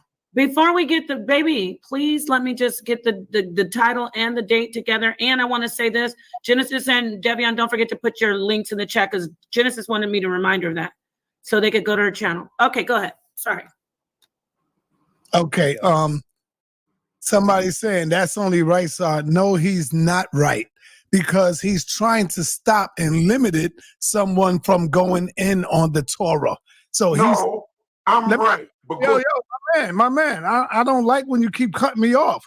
When you say, yeah, you can only talk about your topic and he can talk about his topic. No, Davion might want to go in and go in on spirituality. And you can't stop him from wanting to dig into the heart of it. He's a Torah. He want to go in on African spirituality. Just like Genesis might want to go in on the Torah. So that's why that's not good. It's only a scapegoat trying to get away from somebody talking about what you say you are about. And we ain't doing that. That's bad. That right there is not a debate, brother. That's escaping. Escapism. That's tiptoeing through the tulip. Can I say something? What that is, Can I say something real quick? What that, let me just say that in my defense, man. Apostle, your mic I don't know nothing about African spirituality. Apostle, your mic is bad, brother. Can I say something real quick? Yeah. My mic sounds good. See, this community don't really deal with esoteric. Oh, no, you can't. Nah, brother, you in the dark, brother. Come on, man. That's not true. Come on, you're in the dark, brother. You can't do that, Si. The brother came up with his support for me, and you cut him off. Yeah, he's in the dark. He's in the dark. I'm looking for speaking, and I see a pitch black screen. I don't know about that, but what he was saying, what he was saying was what I was saying. Because I don't know nothing about African spirituality. I would not be able to combat that. But I know about the Bible to represent the Bible. Mm-hmm. We got 3 hours. My question is, why don't you know about it? Because I don't study it. And I don't have a problem saying that. 3 hours. I don't study it. African spirituality. I don't see no value in it. I don't study it. Wow. Now it's two colors coming out. Take control of this. I don't even want to study it. Okay. Oh my God. I gotta take control of this show. It's 3 hours, and I have things like you say, baby. I have things to do. So let's get back to the main thing, please. I'm begging you. Damn, Apostle said, hold on. This is deep. And I know Genesis want to attack that right there. She can attack it. He said he don't have. I had a grandfather that dealt with African spirituality. Okay? I had a grandfather that dealt with that. I had a family that suffered decades behind it. My mother got married at 15. Her sister got married at 14 because they wanted to get out of the house. That's why they all got married at young ages. Because they wanted to get the hell out of the house. They were afraid of what was going on in the house. I can go to Acts 16 where the Bible talks against divination for a reason. All right. Now, you want to play along with divination? You want to play along with something that you don't know? You go ahead and play. What you say, Saneter? I said I'm out. Go ahead. No, you're not out. You made this mess. You got to close out now because I was ready to do this, baby. You got to close it down. We got to get this title, get the date, and then I got to do I want to show little Kamala Harris, honey. Don't run. Oh, boy. Please, thank you. Bless you. All right, go ahead, do what you got to do. What date is good, Davion, for you? You said what? What date is good for you? We want to give you some time to get your research together, your PowerPoint. What day is? We could do sometime next week. I know we're getting ready to move into our new house. Okay. Probably like next week or the week after. I can talk to Kiana and get back with y'all. Okay, yes, do that. Let's get it in. So am I going to be debating Dayon or Kiana? I mean, you can debate Kiana. It just depends. She's pregnant, so it depends on how she feels. So if she don't feel I good, can you can debate you. I debate don't me. mind. I can debate you. You debate, Devon. You debate. That's fine. But also too, I wanted to be clear on what I mean. African spirituality is broad because there's many countries in Africa. Well, I think they Right? said E5 I versus just the showed Torah. that. I thought that was the thing. E5 versus the Torah. I thought that's what was the thing was. Well, you said African spirituality. You never said Ifa. No, that's what she wrote in the thing. E5 versus the Torah. That was the. No, you don't have to do Ifa. You could do African spirituality, like you said. I didn't type that either. I don't know who did that. Oh, okay, I thought you would type that. Okay. No. We could be very specific. E5 versus the Torah. Get with me, Devon. Okay. Make sure I get this video to you. Please, somebody help me. I would rather, because both of you don't have to say Torah if it's okay with Devion. African spirituality versus the Bible. Is that okay? Davion said Torah. I know, but he said he doesn't no. know the Torah and he doesn't know Ifa. So I'm just saying, if he's okay with he's gonna have to go cram on Ifa. She's gonna have to go cram the Torah. But if it's broad for both of them, I was kind of halfway in and out. So I'm sorry. I'm looking at this thing with Kamala Harris, but I'm sorry to admit that. But I would think if you're a Hebrew Israelite, shouldn't you be primarily in the Torah? If you want to just do Torah, Well, but go ahead. Well, I was gonna say Hebrew Israelites. That's more of a Christian sect. They still subscribe to points of Christianity, and they just put a black. They just say Jesus was black, pretty much. But they still hold on to Christian ideals. I'm an Israelite, so I just rock with the Torah. Do you still believe in Jesus, Davion? No, I don't believe in Jesus. Okay. I think we got to set something up with you and the apostle for the future. Yeah, he's the Old Testament. I'm not going to debate that. You guys do not want to see Kamala. I can tell. Apostle is always running from someone who knows the Bible, but he want to debate Saneter all the time. We done had that debate. We debated Davion, Judah Nazareth. Well, we was on Naphtali channel. Channel. We done had that debate. Me and the three of us against. Why do you keep doing? That's why I said you can close out. You don't stop, man. Here's a quick we question done had that debate. So, because they said that he's a Hotep, so are you into Egyptian thing too? Me? No. Okay, because I thought somebody. No. All right. No, I'm strictly. Nepal, we want Nepal to go ahead and show I'm to let the people know every time I call you. E5 versus the Bible sounds good. But then you go back into talking to Apostle about debating something. All right, man, you got E5 versus the Bible sounds good. That way you could use the whole corpus. You can use the New Testament and the Old. Nepal want to show something. Go ahead, Nepal. No, I don't want to show anything. I want to get this wrapped up because it's her show, and then at the end, right? I wanted to I thought people might be at least a little interested in seeing her, at least a bit of her speech, if not all of it. But I mean, I'm not trying to rush it along. We are going over 3 hours, though. We at the end now, Nepal. Yeah, and I'm good with that. But you keep going back to who wants to debate whoever else. Mike, right now. So go ahead. So they were deciding what their title's going to be. Let's focus on that. Let's get the title down, and then you, as the director, let's work the date out. Please get the title down, y'all, and it's just going to be great. But please get the title down. Go ahead. Let's not take it off of that. Yeah, I thought maybe Jew has a good thing. What do you say? African spirituality versus Torah, which is more applicable to reality. Look at this fool. This is going to be the president of the United States, possibly. I'm getting impatient. Go ahead, sister. I'm sorry. That was my fault. Ugh. Wavy Jew, what about what his suggestion is, which is more applicable to reality? That's fine, right? But like I said, African spirituality, that's a broad spectrum, right? So you said Ifa, right? Yeah, I can focus on Ifa. Right. Okay. I mean the Torah, because I come from the Torah and prophets. I don't subscribe to the New Testament. even though there's like historical figures, but I don't follow the New Testament. Okay, that So sounds I'm good. Ephah versus the Torah. Which that's is cool more with me. which is more applicable to reality as we today. That's cool with me. All right, say it again. Say it again. African spirituality versus Ephah versus the Torah.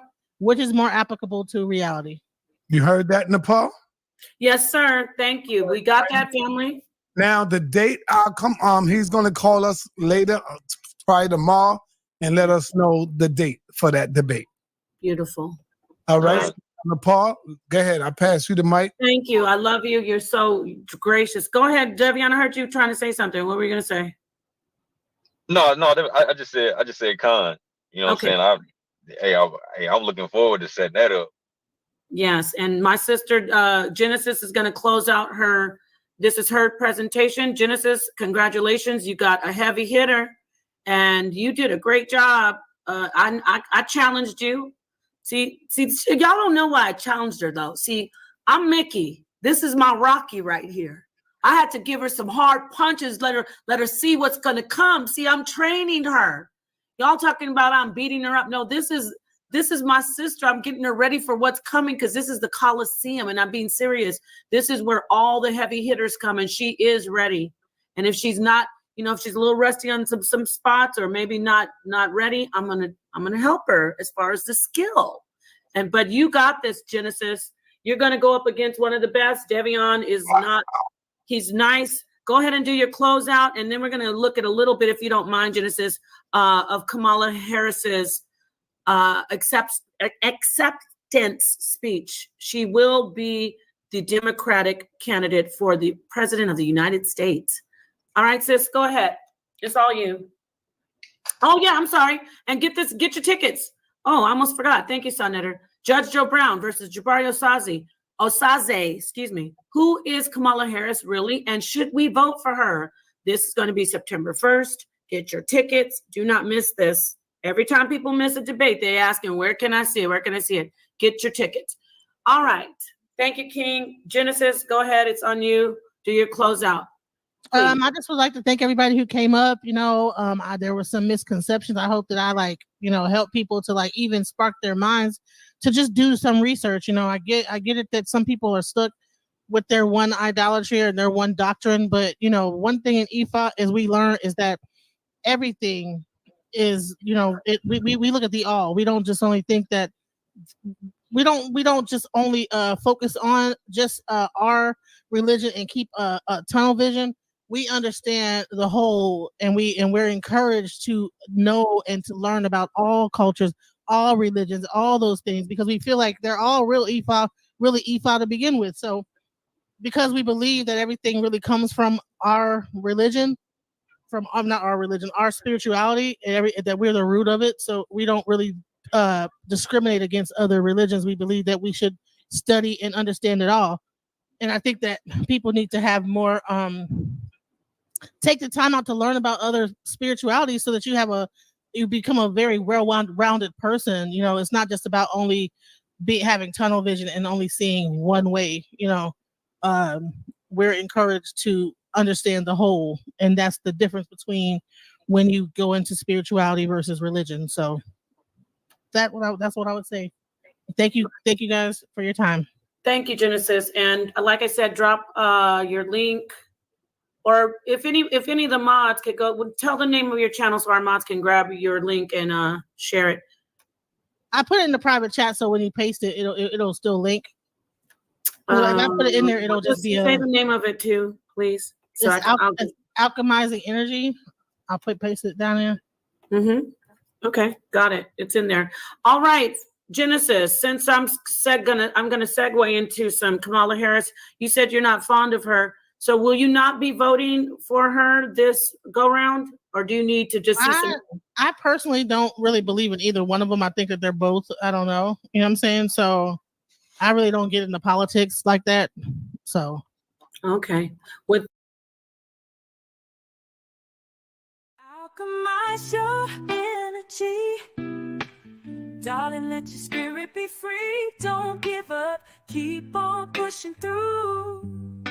Now is the time, it's all up to you. Alchemize your energy, my friend. Let your spirit be free. Don't give up, keep on pushing through. Now is the time, it's all up to you.